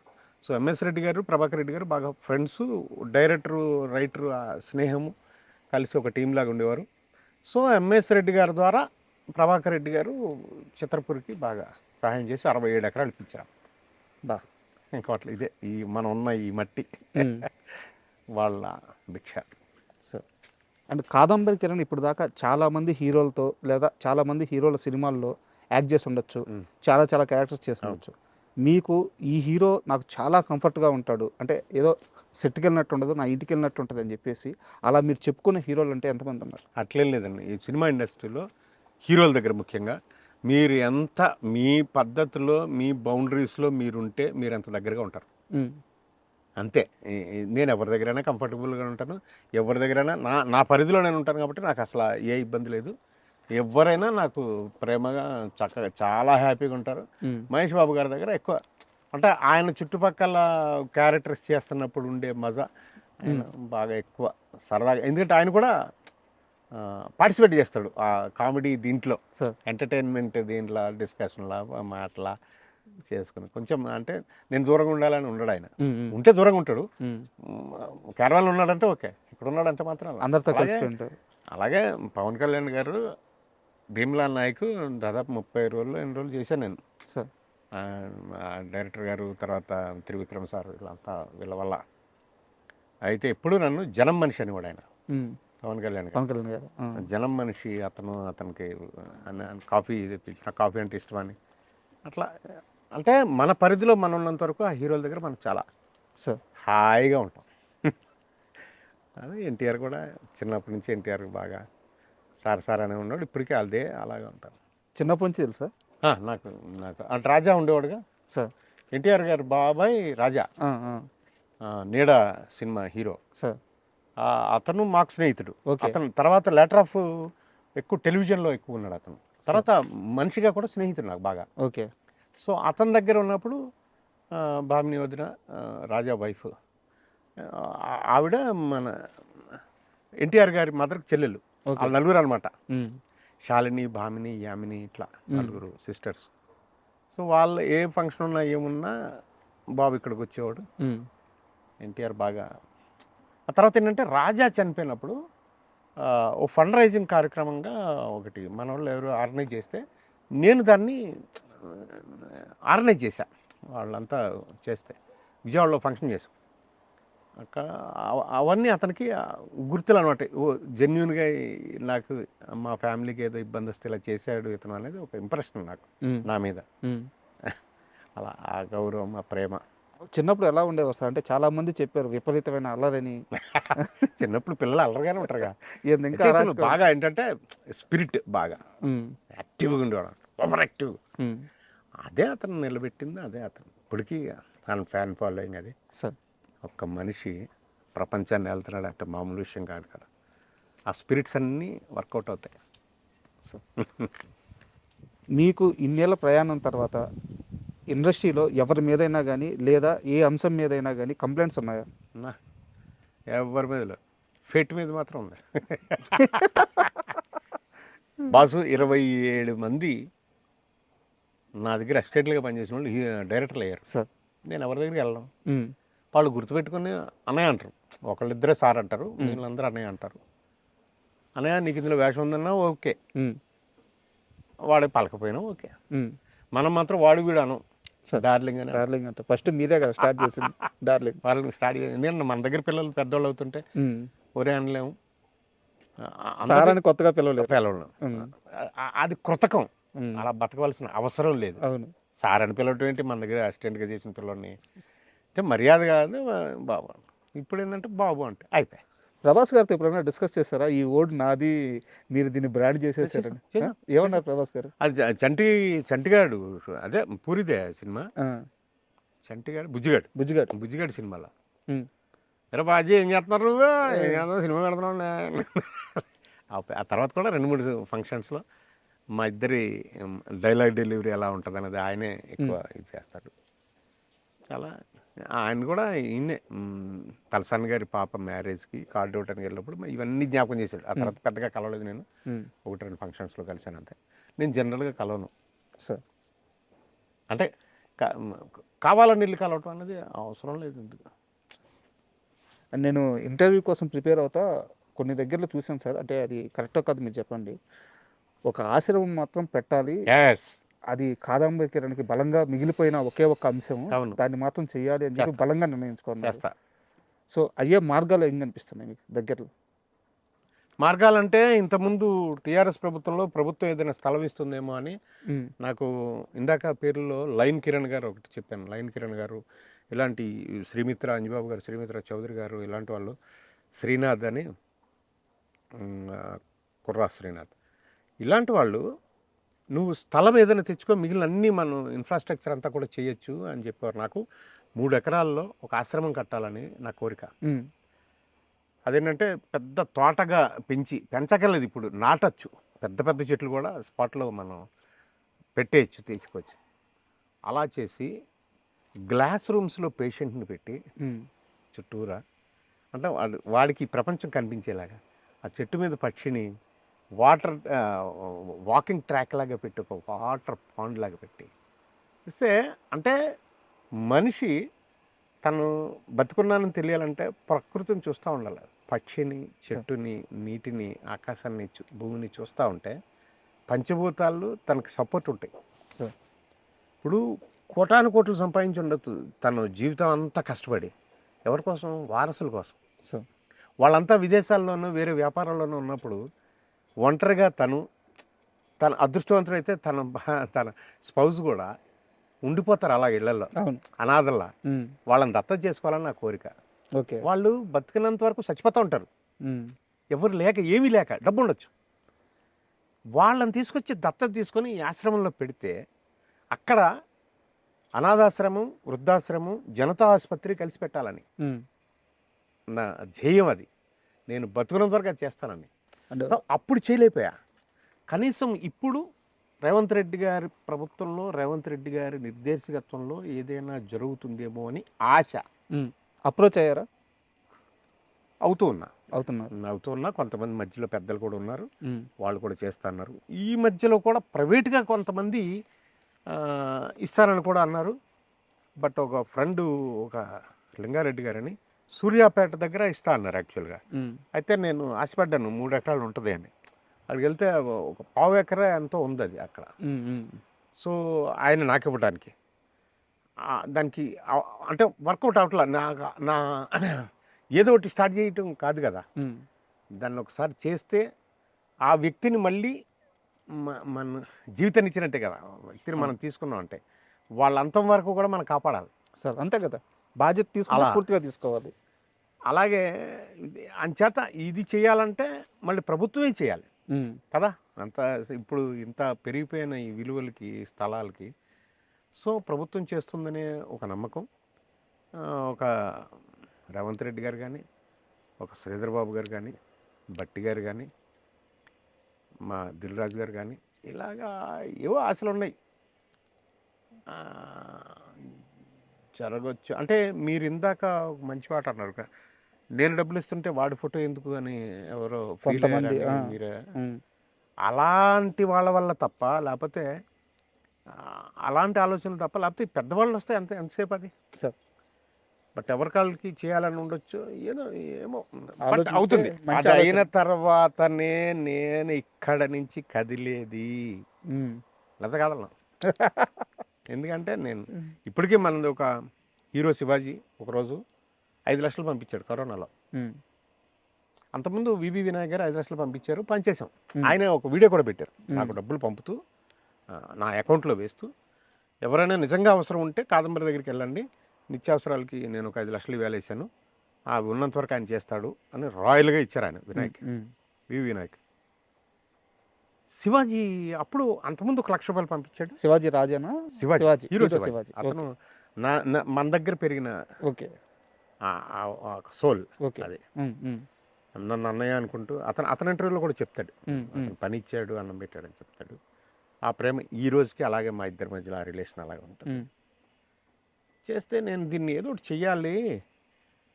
ఏంటంటే ఆశావహులు కోట్లలో ఉన్నారు, మనం వేలల్లో మన దగ్గర డబ్బు ఉంది. ఎలాగా ఇది ఏదో ఒకటి చేద్దామని ఇమీడియట్గా ఒక అంబులెన్స్ చేసేద్దామని 5 లక్షలు పెట్టి, నేను మళ్ళీ 2,95,000 3 లక్షలు దగ్గర చేసేసి ఒక అంబులెన్స్ చేసి ఇప్పటికి రన్నింగ్లో ఉంది అది సార్. శివాజీ చేసింది. అలా 2-3 అంబులెన్సులు పెట్టి, జనరల్ ఫిజిషియన్ని పెట్టి, జనతా ఆసుపత్రిలో పెట్టి, అక్కడే కూరగాయలు అవన్నీ అక్కడే పండించి, పాడి అక్కడే పెట్టి, వాళ్ళతోటి వీళ్ళని గ్లాస్ రూమ్స్లో పెట్టి, ఈ చనిపోబోయే ముందుండే వృద్ధులైన ఆ బాలల్ని దత్తత తీసుకోవాలని నా కోరిక. దాని పేరు Saparya. Okay, we care for uncared. Super ఉంది tag. Saparya. We care for uncared. ఈ సపర్య అనే ఆశ్రమం పెట్టాలనేది నా కళ, నా ఆరాటం, నా జీవనం, నా ఫైనల్ అదేగా. ఫైనల్ అదే. అది దాని తర్వాత ఎప్పుడైనా పర్లా, అప్పటి వరకు కదిలేదే లేదు. అంటే ఒక మంచి కార్యక్రమం సార్, మనసులో ఉంది, అది ఖచ్చితంగా ఎగ్జిక్యూట్ అవ్వాలని నేను మనస్ఫూర్తిగా కోరుకుంటున్నాను. అండ్ ఇప్పుడు మిమ్మల్ని ఇబ్బంది పెట్టే కొన్ని క్వశ్చన్స్ ఉన్నాయి. నాకు ఇబ్బంది ఏమి ఉండదు. కాదంబరి కిరణ్ జీవితంలో హీరో నాగార్జున హీరోనా విలనా నాగార్జున ఎప్పుడు హీరోనే, విలన్ ఎందుకు అవుతాడు మీ జీవితంలో? నాగార్జున ఏముంటుంది అది. నేను కథ చెప్పాను, అతను కొంచెం కరెక్షన్ చెప్తా అన్నాడు. బావా బాగా తవ్వినట్టున్నావు. బావా ఎ లవబుల్ మ్యాన్ ఓన్లీ నాగార్జున, అది టైటిల్. అప్పుడు కథ చెప్పడానికి కొన్నాళ్ళు తిరిగాం. తర్వాత వాళ్ళ ఇంట్లో కథ చెప్పింది 3 డైరెక్టర్లే ఆ రోజుకి. నేను అనుకోవటం నాకు విన్నది రాము గారు, అదే రాము రాఘవేంద్ర గారు, నేనే అని. ఏదో కరెక్షన్ చెప్పాడు, ఆ కరెక్షన్ అవ్వలేదు. ఆ తర్వాత అతను వినటానికి అవ్వాల, అంతే తప్ప అతను వెళ్ళడం ఎందుకు అవుతాడు. అతను హీరో. తర్వాత వెరీ రీసెంట్గా నాసామి రంగా అనే సినిమా చేశాను. అవును, విజయ్ బిన్ని డైరెక్టర్. వస్తున్నాడు, చూడగానే ఎంత ఫ్రెష్గా ఉన్నావు కిరణ్, నువ్వేంది ఎప్పుడు కాదంబరు, నువ్వు ఏంటిది అన్నాడు. అవును, నేను అప్పటి నుంచి ఇలా ఉన్నా, నేను నాగేశ్వరరావు శిష్యుడు అన్న. సూపర్ ఉంది టైమింగ్. నాగేశ్వరరావు శిష్యుడిని నేను. ఇలాంటి నేను అసలు నేను చాలామంది కమెడియన్స్ వాళ్ళు ఆర్టిస్టులు చూస్తున్నాను, వాళ్ళంతా బోల్డ్ చేంజ్ అయిపోయారు, నువ్వేంటి ఇంత ఫిట్గా ఉన్నావు. అలాగే రామ్ చరణ్ కూడా శంకర్ గారి సినిమా గేమ్ చేంజర్, ఎక్కడ అవుట్డోర్లో ఉన్నాం పంజాబ్ దగ్గర. అక్కడ సడన్గా చూస్తారు, సార్ ఏంటి సార్ మీరు ఏంటి అంత ఫిట్గా ఉన్నారు ఏంటి అంత అలా అబ్బాయి. అలా వీ రిమైన్, దట్స్ ఆల్. అంటే ఎందుకు ఈ క్వశ్చన్ ఇంత స్ట్రాంగ్ అడిగానంటే, నేను ఒక నెలన్నర క్రితం చంద్ర గారిని కలిశాను. ఎవరిని? చంద్ర గారిని. నాగార్జున గారు మేకప్ మ్యాన్. ఫస్ట్ ఆల్ బాగా మేకప్ మ్యాన్ ఉండేవారు రాము గారు. చంద్ర గారిని కలిశాను. చంద్ర గారు మీ గురించి నాకు చెప్పింది ఏంటంటే, మీరు నాగార్జున గారిని కలవడానికి సెట్లో చెట్ల కింద, పొట్ల కింద, గోడల మీద గంటలు ఎన్ని సంవత్సరాలు ఎదురు చూశారు, ఎంత కష్టపడ్డారు, ఎంత ఓపిక్గా అలాగే నిలబడి ఉండేవాళ్ళు నాకు తెలుసు. అయినా కానీ మీరు అనుకున్న పని జరగలేదు, అది జరగదు అన్న క్లారిటీ కూడా మీకు ఈ రోజుకి రాలేదు. సో నేను అందుకని ఆ క్వశ్చన్. గోపి అనో పిల్లడు ఉండేవాడు, వాడు యాక్సిడెంట్లో చచ్చిపోయాడు. నాగార్జున గారికి పర్సనల్ బాయ్లా ఉండేవాడు. ఈ చంద్ర ఏమో రాముగారు బామ్మరిదేదో. రాముగారు మెయిన్ మేకప్ మ్యాన్ ఉండేవారు, మాకు తెలుసు మా చిన్నప్పుడు. మేము కృష్ణరాజు గారు ఫాలోవర్స్. ఎవరు? రాము గారు ఫాదర్, రామ్ గోపాల్ గారు ఫాదర్ కృష్ణరాజు గారు. ఆయన ద్వారా నేను నాగేశ్వరరావు ఫ్యాన్గా. తో నేను అక్కడ కనపడి చంద్రకి గోపికి కనపడి పలానా చోట నేను ఉంటాను అని బాబుకి కనపడి వెళ్ళిపోయేవాడిని. అంటే నేను వచ్చినట్టు అతనికి రిజిస్టర్ చేసి దక్కునేవాడిని. అదే వెళ్ళి సెట్లో ఉండలేం కదా, అందులో పొజిషన్ లేనప్పుడు అసలు ఉండకూడదు. ఎక్కడ ఉంటే పాపం అతను కాదు, అరే కాదంబరి వచ్చాడు ఎక్కడ ఉన్నాడు చూడండి అన్నప్పుడు గోపి చంద్రకి చెప్తే చంద్ర పంపించేవాడు నా దగ్గరికి. ఈ లోపల నాకు అక్కడ కాఫీ రావటం, ఏదైనా టైం పాస్ అన్నాను. అలా చాలా కాలం ఉన్న తర్వాత చెప్పాను చివరి కథ నాగార్జునకి చెప్పాను. ఆయన విన్నాడు. కొంత ఏదో ఒక 2 సీన్లు ఏదో 3 సీన్లు ఏదో కరెక్షన్ చెప్పాడు, అంతే. అదంతా గతం. అంటే సార్ ఇది మీతో కలిసినప్పుడు అలాంటి విషయాలు లోడకపోతే ఒక యాంకర్ గానో జర్నలిస్ట్ గానో సాటిస్ఫాక్షన్ ఉండదు. నా దగ్గర ఇంకా దీని మీద ఇంకో క్వశ్చన్ ఉంది. నాగార్జున గారు మీతో సినిమా చేయడానికి ఒకానొక సమయంలో ఆల్మోస్ట్ రెడీ అయిపోయి పబ్లిక్గా అనౌన్స్ చేశారు. కానీ నాగార్జున గారికి అతిపెద్ద హిట్లు ఇచ్చిన ఒక స్టార్ డైరెక్టర్ ఆపాడు. నిజమా అబద్ధమా? నాకు పేరు చెప్పొద్దు, నిజమా అబద్ధమా చెప్పండి. అది ఆపాడు అనటం కంటే ఆగిపోయిందంటే బెటర్. ఏం చేస్తాం ఇప్పుడు? అతను ఒక్కడ అలా కూర్చుని ఉంటే 15 మంది చుట్టూరు ఉన్నారు.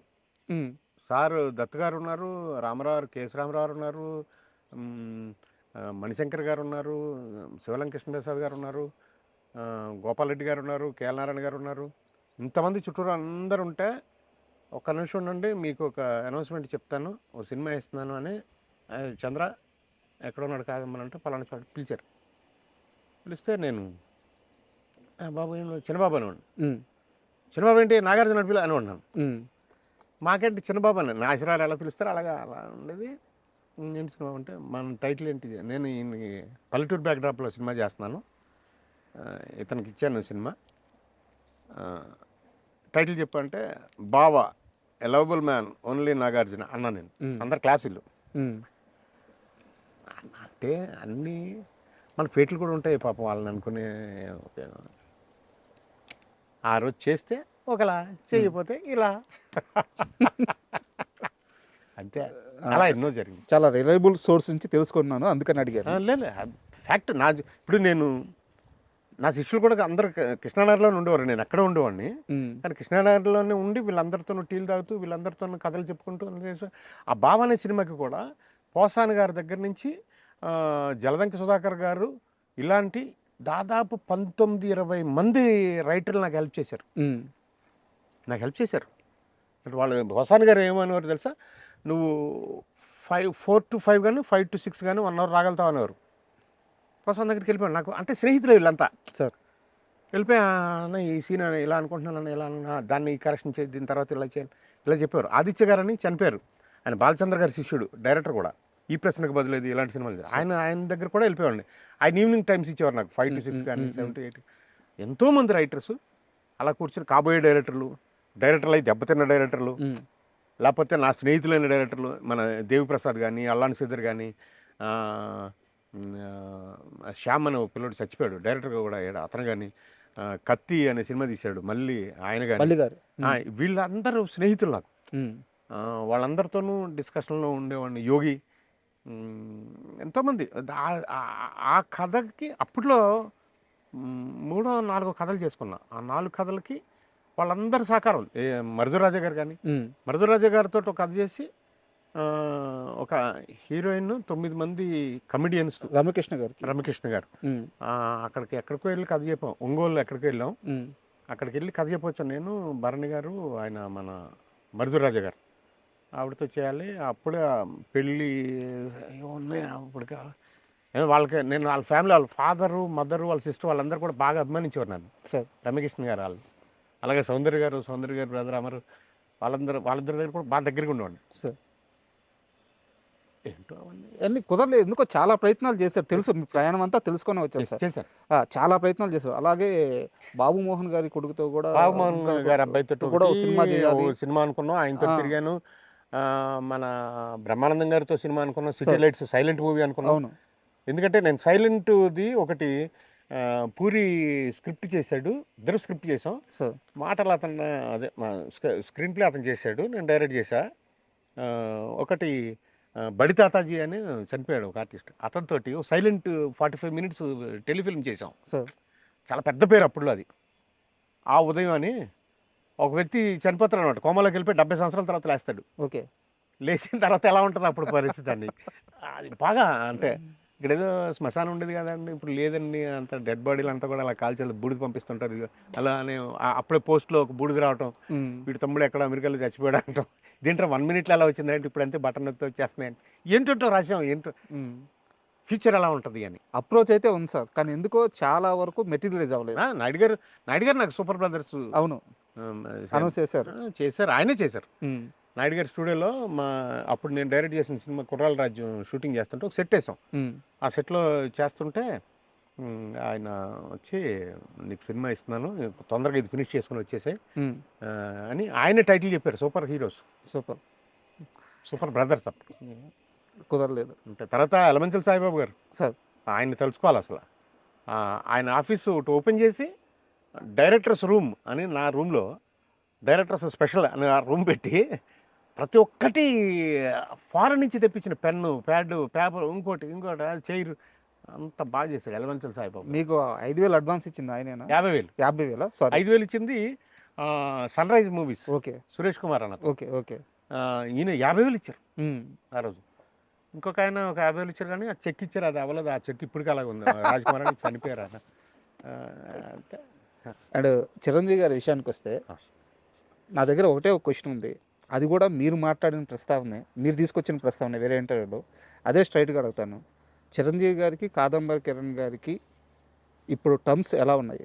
టర్మ్స్ అంటే బాబు, ఆయన మన అన్నయ్య అంతే. సరే అన్నయ్య, ఇప్పుడు ఈ రోజు వెళ్ళి మీరు ఆయన కలవగలరా? కలుస్తాను. చిరంజీవి గారితో నాకు ఒక మంచి అసోసియేషన్ ఉన్నప్పుడు, ఆయన పక్కన ఉండే కొందరు వ్యక్తులు నా మీద లేనిపోనిది ఒకటి ఏదో క్రియేట్ చేసి చెప్పారు, ఇది మీరు అన్నమాటే. నేను చెప్పనా, ఉమ్, చిరంజీవి గారు రోడ్ నెంబర్ 45లో కార్ స్టార్ట్ అయితే ఉమ్, ఫిలింనగర్లో లేచి నిలబడే జీవిని నేను. ఉమ్. ఓకే, సో ఆయన గురించి ఆయన ఎప్పుడు బాగుండాలి, మన పెద్దగానే ఉండాలి, మన అన్నగానే ఉండాలి, అంతే. లేదు, అది మీరు ఎవరైనా అభిమానే, మీరు అభిమానే సార్, నేను అభిమానే సార్. చిరంజీవి గారికి అభిమాని కాని వాళ్ళు ఎవరు? అభిమాని కాదు, నేను తమ్ముడిని. అది ఓకే, నేను అనేది ఆ వ్యక్తి ఎవరు వద్దా? వేస్ట్ ఎందుకు? ఏముంది స్వామి, ఇప్పుడు ఆయనకి అంత టైం కూడా ఎక్కడ ఉంటుంది? కాదంబరి కిరణ్ గురించి బ్యాడ్గా చెప్తే వినే అంత టైం ఆయనకి ఎక్కడ ఉంటుంది? అండ్ కాదంబరి కిరణ్ గారి ఇంటర్వ్యూకి వచ్చి నాగేశ్వరరావు గారి గురించి మాట్లాడుకోకపోతే అది అతిపెద్ద తప్పు. అవును, నేను ఇందాక చెప్పాక ఇది నన్ను నిలబెట్టిన వాడు ఆయన. అదే అదే అదే అసలు ఎందుకు కాదంబరి కిరణ్ని మాత్రమే ఆయన చివరి రోజుల్లో కూడా ఒక కుటుంబం తర్వాత కాదంబరి కిరణ్ అంతే, అంత బలంగా ఎందుకు నమ్మారు మిమ్మల్ని? నాగేశ్వరరావు గారికి ఓపెన్ మైండ్తో ఉండటం బాగా ఇష్టం. చాలా మందికి ఇష్టం ఉంటుంది అది. నేను చూసిన వ్యక్తులలో నాగేశ్వరరావు గారికి నేను ఓపెన్ మైండ్, నాకు ఇది కావాలి, ఇది ఎందుకు కావాలి, ఇది అవసరం, ఇస్తారా, ఇలాగే కూర్చున్న వాళ్ళు ఇద్దరు. అంత ఛాన్స్ ఆయన ఇచ్చినప్పుడు నేను మాస్క్లు వేసుకోను, మనసులో ఏదో పెట్టుకును ఒక మాట, నేను ఇలాగ గంటల తరబడి, రోజుల తరబడి, నెలల తరబడి, సంవత్సరాల తరబడి మీ దగ్గర అదే స్థానంలో నేను ఉన్నప్పుడు, ఈ స్థానం నాకు ఆయాచితంగా వచ్చింది కదా అని ఒకసారి నాగార్జున గారికి ఒక వేషం చెప్పరా అని అడిగితే నేను ఏమన్నా నీకు మీ దగ్గర ఎప్పుడు చేయను. బట్ ఇప్పుడు చాలామంది అదే పని చేస్తున్నారు కదా. చేసుకొని వాళ్ళ కర్మ. నేను I'm very much satisfied that ఈ రోజుకి అక్కినేని నాగేశ్వరరావు చుట్టుపక్కల ఎక్కడైనా ఆత్మ ఉంటే నన్ను బ్లెస్ చేస్తూనే ఉంటుంది. నా స్వచ్ఛత అది, ఆయన పట్ల నా స్వచ్ఛత అది. నేను ఆయనతోనే కాదు, ఎవరితోనే అలా ఉన్నా, ఈ చెట్టు చేమలతో కూడా నేను అంతే స్వచ్ఛంగా ఉన్నా. అందుకే నేను ఇప్పటికీ అంత స్వచ్ఛతగా ఉన్నా. అది ప్రతివాడు నేను దొంగలని చెప్తాడా? నేను స్వచ్ఛమనే చెప్తాడు. ఆ స్వచ్ఛమో కాదో మీకు తెలియాలి, సమాజానికి తెలుస్తుంది కదా. మీరు ఇందాక అన్నారు కదా, నా ట్రాక్ రికార్డ్ ఉంటుందిగా సార్. ఒకనొక టైంలో కేశవరామారావు గారికి ఒక డైరెక్టర్కి ఏదో ఒక ఇష్యూ వచ్చింది. ఇష్యూ వచ్చినప్పుడు కోఆర్డినేషన్ కమిటీ అని చలనచిత్ర పరిశ్రమలో కేఎల్ నారాయణ గారి చైర్మన్షిప్లో ఉండేది.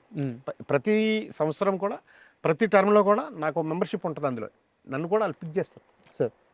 ఎలా అంటే పవన్ కళ్యాణ్ గారు హైదరాబాద్ ఆఫీస్ ఓపెనింగ్కి 19 మందిని మాత్రం పిలిచాడు.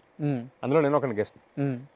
త్రివిక్రమ గారు పక్క తీసుకెళ్ళి, మీరు ఇక్కడ వరకు రావడానికి కారణం ఏంటో తెలుసా, మీ సర్వీస్ ఓరియంటేషన్ అని కళ్యాణ్ బాబు నమ్మాడు. ఓకే, కళ్యాణ్ బాబు విన్నాడు, అందుకని మీరు ఇక్కడ ఉన్నారని చెప్పారు. అలా మన గురించి ప్రపంచం అబ్జర్వ్ చేస్తూ ఉంటుంది స్వామి. ఆ ప్రపంచంలో మీరుంటారు, పవన్ కళ్యాణ్ గారు ఉంటారు, ఎన్టీఆర్ గారు ఉంటారు. మీరందరికీ మీరు అనుకుంటాం ఎన్టీఆర్ ఎక్కడ దూరంగా ఉంటాడు కాదు, తెలియదేమో అని.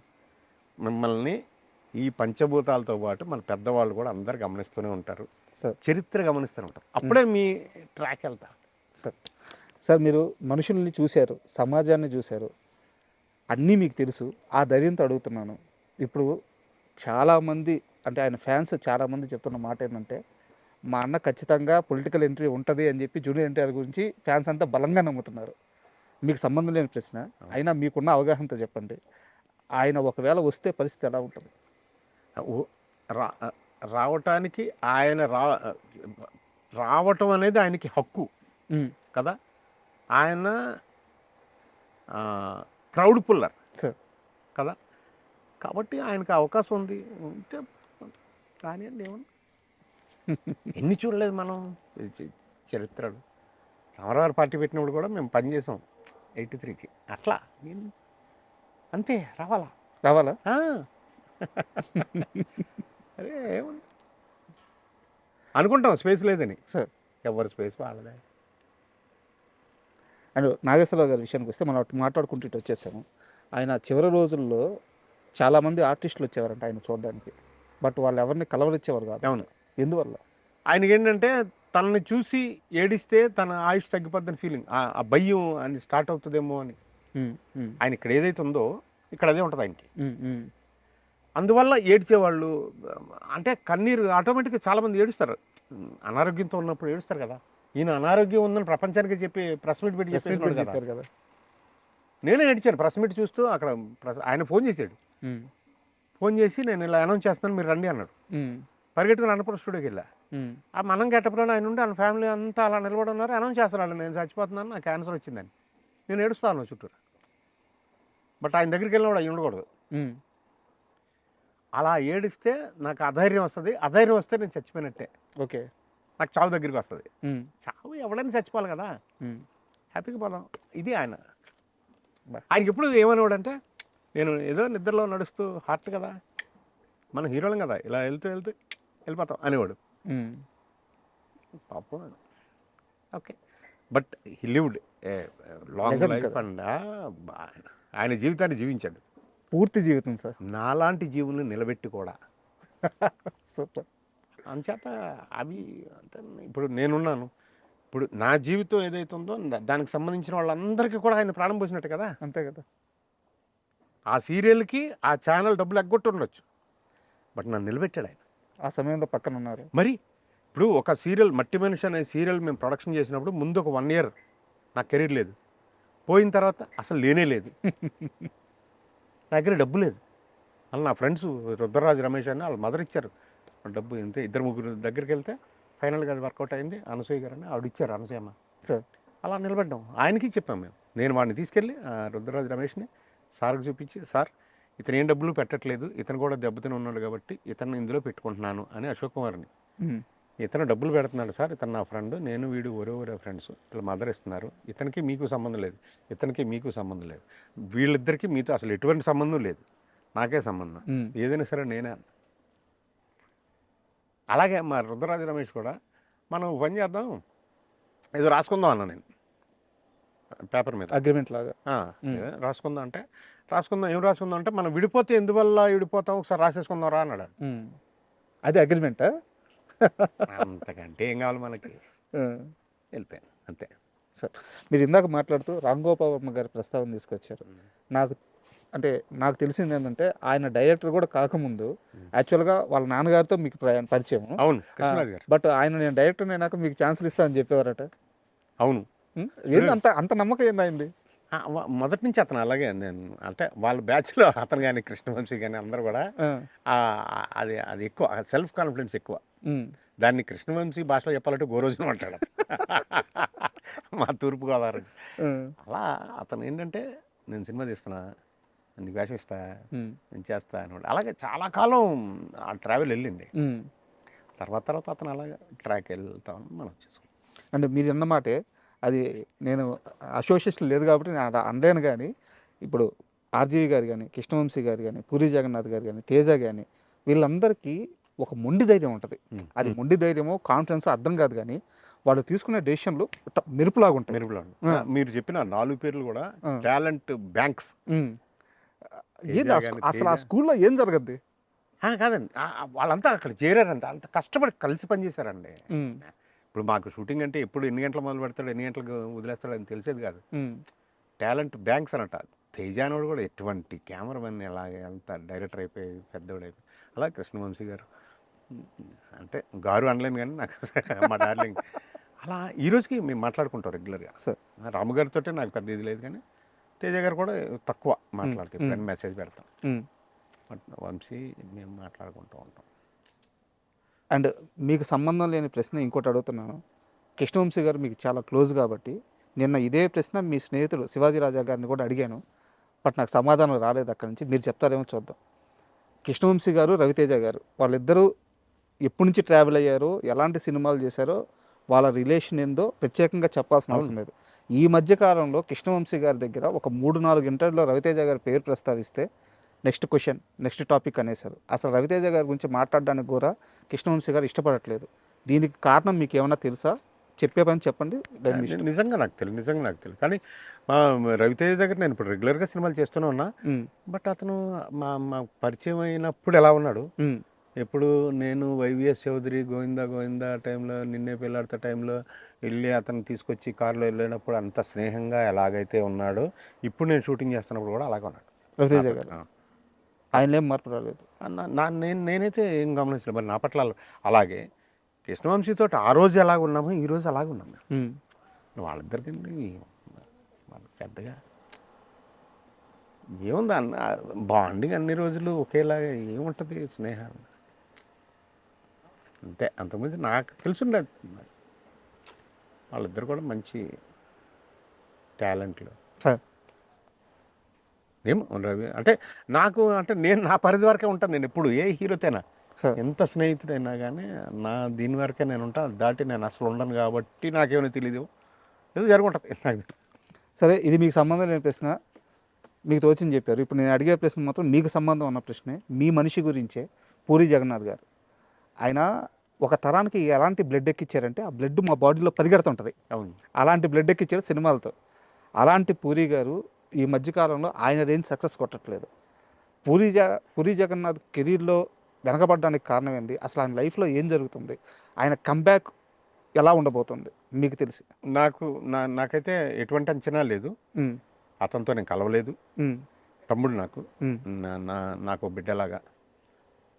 కానీ నేను ఎదురుగుండా ఉంటే నేను కూర్చున్న వరకు అతను కూర్చోడు. ఉమ్. అంత ప్రేమ ఈ రోజుకి నాకు ఉంది. బట్ నేను కలిసి చాలా కాలం అయింది. ఇప్పుడు కలవాలని కూడా అనిపించట్లేదు. ఎందువల్ల? నాకు కొన్ని నచ్చుతాయి. ఇప్పుడు నేను ఒక మనిషినే కదా స్వామి. ఇప్పుడు నాకు కోపం ఉంటుంది, నాకు మౌనం ఉంటుంది, నాకు బాధ ఉంటుంది, నాకు ఉంటుంది కదా. ఉమ్, సో అలాగే నేను మనిషినే. ఉమ్, సో ఆ పిల్లోడు నేను నేను నేను నేను నేను కాపు కాసిన పిల్లోడు. అతను కూడా ఓపెన్గా స్టేట్మెంట్స్లో నాకు డబ్బు లేనప్పుడు డబ్బు ఇచ్చాడు, వర్క్ లేనప్పుడు వర్క్ ఇచ్చాడు, ఇలా ఏదో ఆ అసోసియేషన్ ఉండేది ఉమ్, మాకు. అతని పెళ్ళి కూడా నేను షూటింగ్ చేస్తున్న నా టెలివిజన్ దీంట్లోనే అతను ఈ అమ్మాయిని చూసి లవ్ చేసింది, లావణ్యని. ఉమ్. సో ఏమో ఇప్పుడు ఆ రిలేషనే లేదు మాకు. ఉమ్. లాస్ట్ ఒక 2 years 3 years క్రితం అనుకుంటా, నేను మనం సైతం ఫంక్షన్కి పిలిస్తే వచ్చాడు, మాట్లాడాడు, చేశాడు, వెళ్ళిపోయాడు. ఏదో యాప్ చేస్తా అన్నాడు, చేయలేదు. ఆ తర్వాత మా ఇద్దరికి కామన్ ఫ్రెండ్ ఉన్నాడు, రామకృష్ణరాజు అని. అతన్ని నేను ఎప్పుడైనా బావ అంటాం, అతను బావ అంటాం, నేను బావ అంటాం. అంటే నేను ఇతని కెరీర్ పరంగా నేను కాపు కాసినోడిని, ఆర్థిక పరంగా అతను కాపు కాశాడని ఆ ఫీలింగ్. ఏదో మరి అది కరెక్ట్ కాదో తెలియదు. అతను సినిమాల్లో అతను జీవితం పెరిగిపోయినప్పుడు నా స్థానం నాకుంటేనే నేను అక్కడ ఆ స్థానంలో ఉంటా, లేకపోతే ఎక్కడా ఉండను. పూరి జగన్నాథ్ గారికి స్టార్టింగ్లో ఆ డీడీలో వర్క్ కూడా మీరే ఏదో అప్పచెప్పారని తెలిసింది. ఎన్ని ఎపిసోడ్లు చేశారు ఆయన అక్కడ?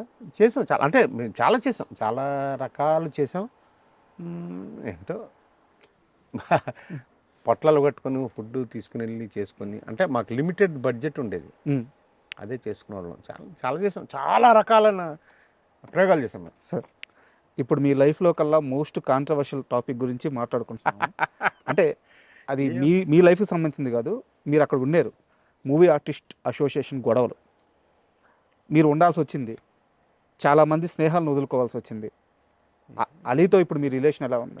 నమ్మన్నా చాలా మంచి స్నేహితులు నాకు. ఆ రోజు అలీ గారితో మీరు అంటే ఒక ఫైట్ చేయాల్సి వచ్చింది. అదే అది అతనే మర్చిపోయి ఉంటాడు. నేను అలీతో ఫైట్ చేయలేదు కాబట్టి నాకు అదే ఏం లేదు. నరేష్ గారితో ఎలా ఉంది మీ రిలేషన్? బాగానే ఉంది. నరేష్ గారితో బాగుందా? నరేష్ గారితో నేను సపోర్ట్ చేసిందేగా, నరేష్ని కూడా చేసిందే. నాగబాబు గారితో? అన్నయ్య కదా. రాజేంద్ర ప్రసాద్ గారితో ఎట్లా? రాజేంద్ర ప్రసాద్ గురించి ప్రపంచాన్ని ఎదిరించాను కానీ నేను ఆ రోజు. కరెక్ట్. కానీ అదే రాజేంద్ర ప్రసాద్ని గెలిపించిన తర్వాత తప్పు చేసామేమని బాధపడలేదా? అయిపోయింది కదా, మాట్లాడండి సార్. అయిపోయింది. చాలా బాధపడ్డారు కదా. బాధ అదే రాజేంద్ర ప్రసాద్ కోసం మీరు దాసర్ గారితో కూడా కొంత దూరం అవ్వాల్సి వచ్చింది. పెద్ద పెద్ద ఆర్టిస్టులని ఫైట్ చేయాల్సి వచ్చింది. ఇంతమందిని వ్యతిరేకించి నాకు తెలిసి మీరు, శివాజీ రాజా గారు, ఇంకొకరిద్దరు అనుకుంటాను, శివాజీ కూడా వెళ్ళిపోయాడు మధ్యలో. అవును, శివాజీ, ఉత్తేజ్ కూడా వెళ్ళిపోయారు. స్క్రోలింగ్ కూడా వచ్చేసింది. తర్వాత మళ్ళీ వచ్చారు, గెలిచారు. శివాజీ గెలిచాడు ఆయన మీద, మన అలీగర్ మీద. ఇంతమందిని ఎదిరించి రాజేంద్ర ప్రసాద్ని గెలిపిస్తే ఎందుకు మీరు అనుకున్న రిజల్ట్ రాలేదు అక్కడ ఆయన ఉన్నప్పుడు? నేను పవర్ఫుల్ బాస్, నన్ను మీ దగ్గర పెట్టుకుంటే మీరు కూడా పవర్ఫుల్, వద్దంటూ నేను ఒక్కడనే పవర్. ఇప్పుడు నిజంగా రాజేంద్ర ప్రసాద్ గారితో మీ టర్మ్స్ బాగున్నాయి? నాకేం అవసరం లేదు. నేనేమంటున్నానంటే, నేను బ్రదరు, తమ్ముడు, నేను ఏది ఎక్స్పెక్ట్ చేయను. అంచేత నా స్నేహం ప్యూర్గా ఉంటుంది, నా మాట ప్యూర్గా ఉంటుంది. నేను మీ దగ్గర ఏదైనా ఎక్స్పెక్ట్ చేసినప్పుడు నాలో నటన మొదలవుద్ది. అది నాకు ఇష్టం లేదు. నేను నటించడం మొదలైతే స్నేహంలో నా జీవితం తగ్గిపోతూ ఉంటుంది. నా ధ్యేయం ఏంటంటే, service is God, turn to God before return to God. టైలెండ్లో ఉన్న మన లైఫ్లో నేను ఇంకా పిల్లోడు టైలెండ్లో ఉన్న నాకెందుకు ప్యూర్, దట్స్ ఆల్. కరెక్టే, కానీ నేను అడిగిన ప్రశ్నలకు సమాధానాలు రావట్లేదు. నేనేమంటున్నానంటే నాకు అవసరం లేదు, నువ్వు నన్ను ఏదైనా చేయాలి బ్యాడ్గా అనుకుంటే అది మీ ప్రాబ్లం తప్ప నాకేం అవ్వదు. నేను నా చుట్టూరా విపరీతమైన విషపు పాముల మధ్యలో బతుకుతుంటాను నేను. ఈ సమాజం అలాంటిది. ఈ పాములు కాదు, ఈ పాములు నేను చెప్పాను కదా, తాచుపాము కూడా నన్ను చూసి అలాగ ఆగి వెళ్ళిపోయిందంటే నేను కూడా దాన్ని ఏమి చేయాలని అనుకోను అసలు. నేను పాము చంపాలని అనుకోను. అలాంటప్పుడు అలా సమాజం స్వామి. ఇప్పుడు డబ్బుకి విలువ పెరిగిపోయింది. డబ్బు విలువ కంటే భూమి విలువ మరీ పెరిగిపోయింది. విలువలు ఎప్పుడైతే వీటి మీద పెరిగిపోతాయో మనిషి విలువ తగ్గిపోతుంది. ఆటోమేటిక్గా క్రైమ్ రేట్ పెరిగిపోతుంది, క్రిమినల్ ఆలోచన పెరిగిపోతాయి. అప్పుడు ఎంత అప్రమత్తంగా బతకాలి మనం. పేపర్లో చూస్తున్నాం, మొగుడిని చంపేసే భర్తలు, పిల్లల్ని చంపేసే తల్లులు, ఏమిటి. సో అలాంటప్పుడు అప్రమత్తంగా ఉంటున్నప్ప. ఇందాక మీరు శివాజీ, హీరో శివాజీ మావాడు అని చెప్పి చాలా గర్వంగా చెప్పుకున్నారు తమ్ముడు. అయితే ఈ మధ్యకాలంలో ఆయన చేసిన కొన్ని కామెంట్స్ ఇండస్ట్రీలో ఒక ప్రకంపన సృష్టించాయి. ఆయన చెప్పింది మంచి అని ఆయన చెప్పుకుంటున్నా, బట్ అందులో కొన్ని రాంగ్ వర్డ్స్ దొరికాయి. ఆయన క్షమాపణలు కూడా చెప్పారు. అయితే ఆయన్ని ఇండస్ట్రీ వదలలేదు. బట్ అసలు ఆ మొత్తం వ్యవహారాన్ని మీరు ఎలా చూస్తారు? నేను అంటే ఆ వ్యవహారం లేడీస్కి జెంట్స్కి మధ్యలో అనే ఆలోచించాను తప్ప అనసూయకి శివాజీకి మధ్యలో ఆలోచించలే నేను సార్. ఎందుకంటే అనసూయ గారు కూడా నాకు చాలా విలువ ఇచ్చే ఒక స్త్రీ. నాకు మా ఇండస్ట్రీలో మనిషి చాలా విలువ ఇస్తుంది నాకు. ఆవిడ కానీ ప్రగతి గారు కానీ వీళ్ళు నన్ను చాలా విలువ ఇస్తారు. నేను ఏదైనా ప్రోగ్రాం చెప్తా, ప్రోగ్రాంకి వస్తారు, చూస్తారు, అభినందిస్తారు. శివాజీ అయితే నా బిడ్డ, నా తమ్ముడు. బట్ శివాజీ ఎప్పుడు ప్యూర్గానే ఉన్నాడు. సమాజం పట్ల శివాజీ అనే వ్యక్తి ప్యూర్గానే ఉన్నాడు. నేను అదే నమ్ముతాను, అంతే. అది మించి అనసూయని అన్నాడు, అలా తినుకోవాలన్నా. అనసూయ కూడా మన అమ్మాయి కాబట్టి అనసూయని అనద్దని అంటాం. నేను అలా చుట్టలా. స్త్రీలకి పురుషులకి జరిగిన ఒక సంవాదంగానే నేను దాన్ని చూస్తున్నా తప్ప శివాజీ గురించి తీసుకుంటే శివాజీ ఏం చెప్పాలని అంత ప్యూర్గానే ఉంటాడు సార్. బట్ ఆ 2 మాటలు తప్పు. అతను ఒప్పుకున్నాడు, నేను ఒప్పుకుంటున్నా, తప్పు. That's all. Okay sir. And మీ దగ్గరికి ఇంటర్వ్యూకి వస్తున్నానంటే నాకు ఇండస్ట్రీలో పనిచేసిన ఒక అతను చెప్పారు, గుండు హనుమంతరావు గారి గురించి కాదంబరి గారిని అడుగు, వాళ్ళిద్దరిది మంచి రిలేషన్ అని చెప్పారనమాట. అంటే కాదంబరి గారు నాకు తెలిసి మీ సీరియల్స్లో కూడా చాలా వాటిల్లో చేసినట్టున్నారు. ఆయనకి సినిమాల్లో రాని సక్సెస్ అంటే వచ్చింది, చాలా సినిమాలు చేశారు కానీ అమృతం అనే ఒక సీరియల్లో వచ్చింది. అవును. గుండు హనుమంతరావు గారి గురించి ఏం చెప్తారు? మంచి కమెడియన్ బాసు, మంచి కమెడియన్, స్పాంటేనిటీ ఉన్నాడు, నలుగురిని కలుపుకోవాలనుకున్నాడు. కొంచెం ఏదంటే కొంచెం బీపీ అది ఇది ఉండేది. సో అందరిని కొంతమందితోటి విభేదించేవాడు తప్ప ప్రోగ్రాంలకి తీసుకెళ్ళడం మనుషులను అందరిని చాలామందిని ఫీడ్ చేశాడు అతను చాలా కాలం. సో మంచి వ్యక్తి. అతను కూడా అనారోగ్యంగా ఉన్నప్పుడు మేము చాలా, ఇప్పుడు నేను కూడా తలసాని గారిని అక్కడ తీసుకెళ్ళి చేసి అన్ని చేశానప్పుడు. బట్ పాపం అంటే అన్ని సినిమాలు చేసిన గుండు హనుమంతరావు గారు, అన్ని సీరియల్ చేసిన ఆయన చివరి దిశలో ఫైనాన్షియల్గా ఇబ్బంది పడడానికి కారణం ఏంటి? ఏమో మరి నాకు పెద్దగా ఫైనాన్షియల్గా ఇబ్బంది ఏం పడలా. అతను ఇల్లు అది ఉండేది, కొడుకును కూడా ఆదిత్యాన్ని చక్కగా చేసుకున్నాడు. But is happy. I think day 1 నుంచి అతను మంచి పొజిషన్లో ఉన్నాడు సార్. పర్లేదు. అలా అని తరాలకి సరిపడినట్టు సంపాదించడం నేను చెప్పలేను, కానీ ఈజ్ గుడ్. ఓకే, మంచి ఇదే.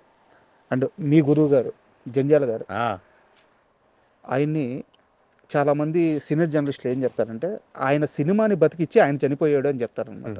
ఎందుకంటే ఒక మనిషి రోజుకి 16 గంటలు 18 గంటలు రాయడం ఏంది, 18 గంటలు 16 గంటలు పనిచేయడం ఏంది, దానివల్ల ఆయన ఆరోగ్యం చెడిపోయింది అని చెప్తారు. ఎలా ఉండేవారు జంజాల గారు? జంజాల గారు 51 సంవత్సరాల వయసులో 400 సినిమాలు రాసి 51 సినిమాలు డైరెక్ట్ చేసిన ఒక టాలెంట్ బ్యాంక్ సార్. ఇందాక నేను తేజ గారు వాళ్ళ గురించి ఆ నెంబర్ ఊహించడానికి కూడా ఆశ్చర్యంగా కదా. బ్రీఫ్ కేస్ ఉండేది, ఏదో మాట్లాడుతా అలా కూర్చొని భోజనం చేస్తాను. ఆ బ్రీఫ్ కేస్ తీసి ఆ పెన్ ప్యాడ్ ఉండేది, అలా రాసేసి మళ్ళీ పెన్ అక్కడ పెట్టి మళ్ళీ బ్రీఫ్, అంతలా ఉండేవాడు ఆయన. రాత్రి స్టార్ట్ చేసి పొద్దున్న సినిమా ఫినిష్ చేసిన సార్ మనిషి సార్, రైటర్గా. ఆయన కొన్ని అలవాట్లు కొన్ని ఇది ఆరోగ్యాన్ని కేర్ చేయకపోవటం, ఫ్యామిలీ అక్కడ చెన్నైలో ఉండిపోవటం, ఇక్కడ తను ఉన్నప్పుడు కంట్రోల్ లేకపోవటం. జంజాల గారి గురించి మాట్లాడే అంత అర్హత నాకు లేదు, కానీ సార్ ఒక మనిషిగా ఇప్పుడు నీకంటే పెద్దవాడిగా వయసులో నీలాంటి పిల్లలకి చెప్పాల్సింది ఏంటంటే, మన మీద ఎవరో ఒక వ్యక్తో, ఒక వాయిస్, ఒక సెట్తో కంట్రోల్ లేకపోతే మనలో మన అలవాట్లలో వాటిల్లో విచ్చలవిడితనం వస్తుంది. లైన్ దాటేస్తాం. దాటితే మనకే అది ఎఫెక్ట్ అవుతుంటుంది. అది చెప్తే అర్థం చేసుకోం. అలా చాలామంది ఉన్నారు.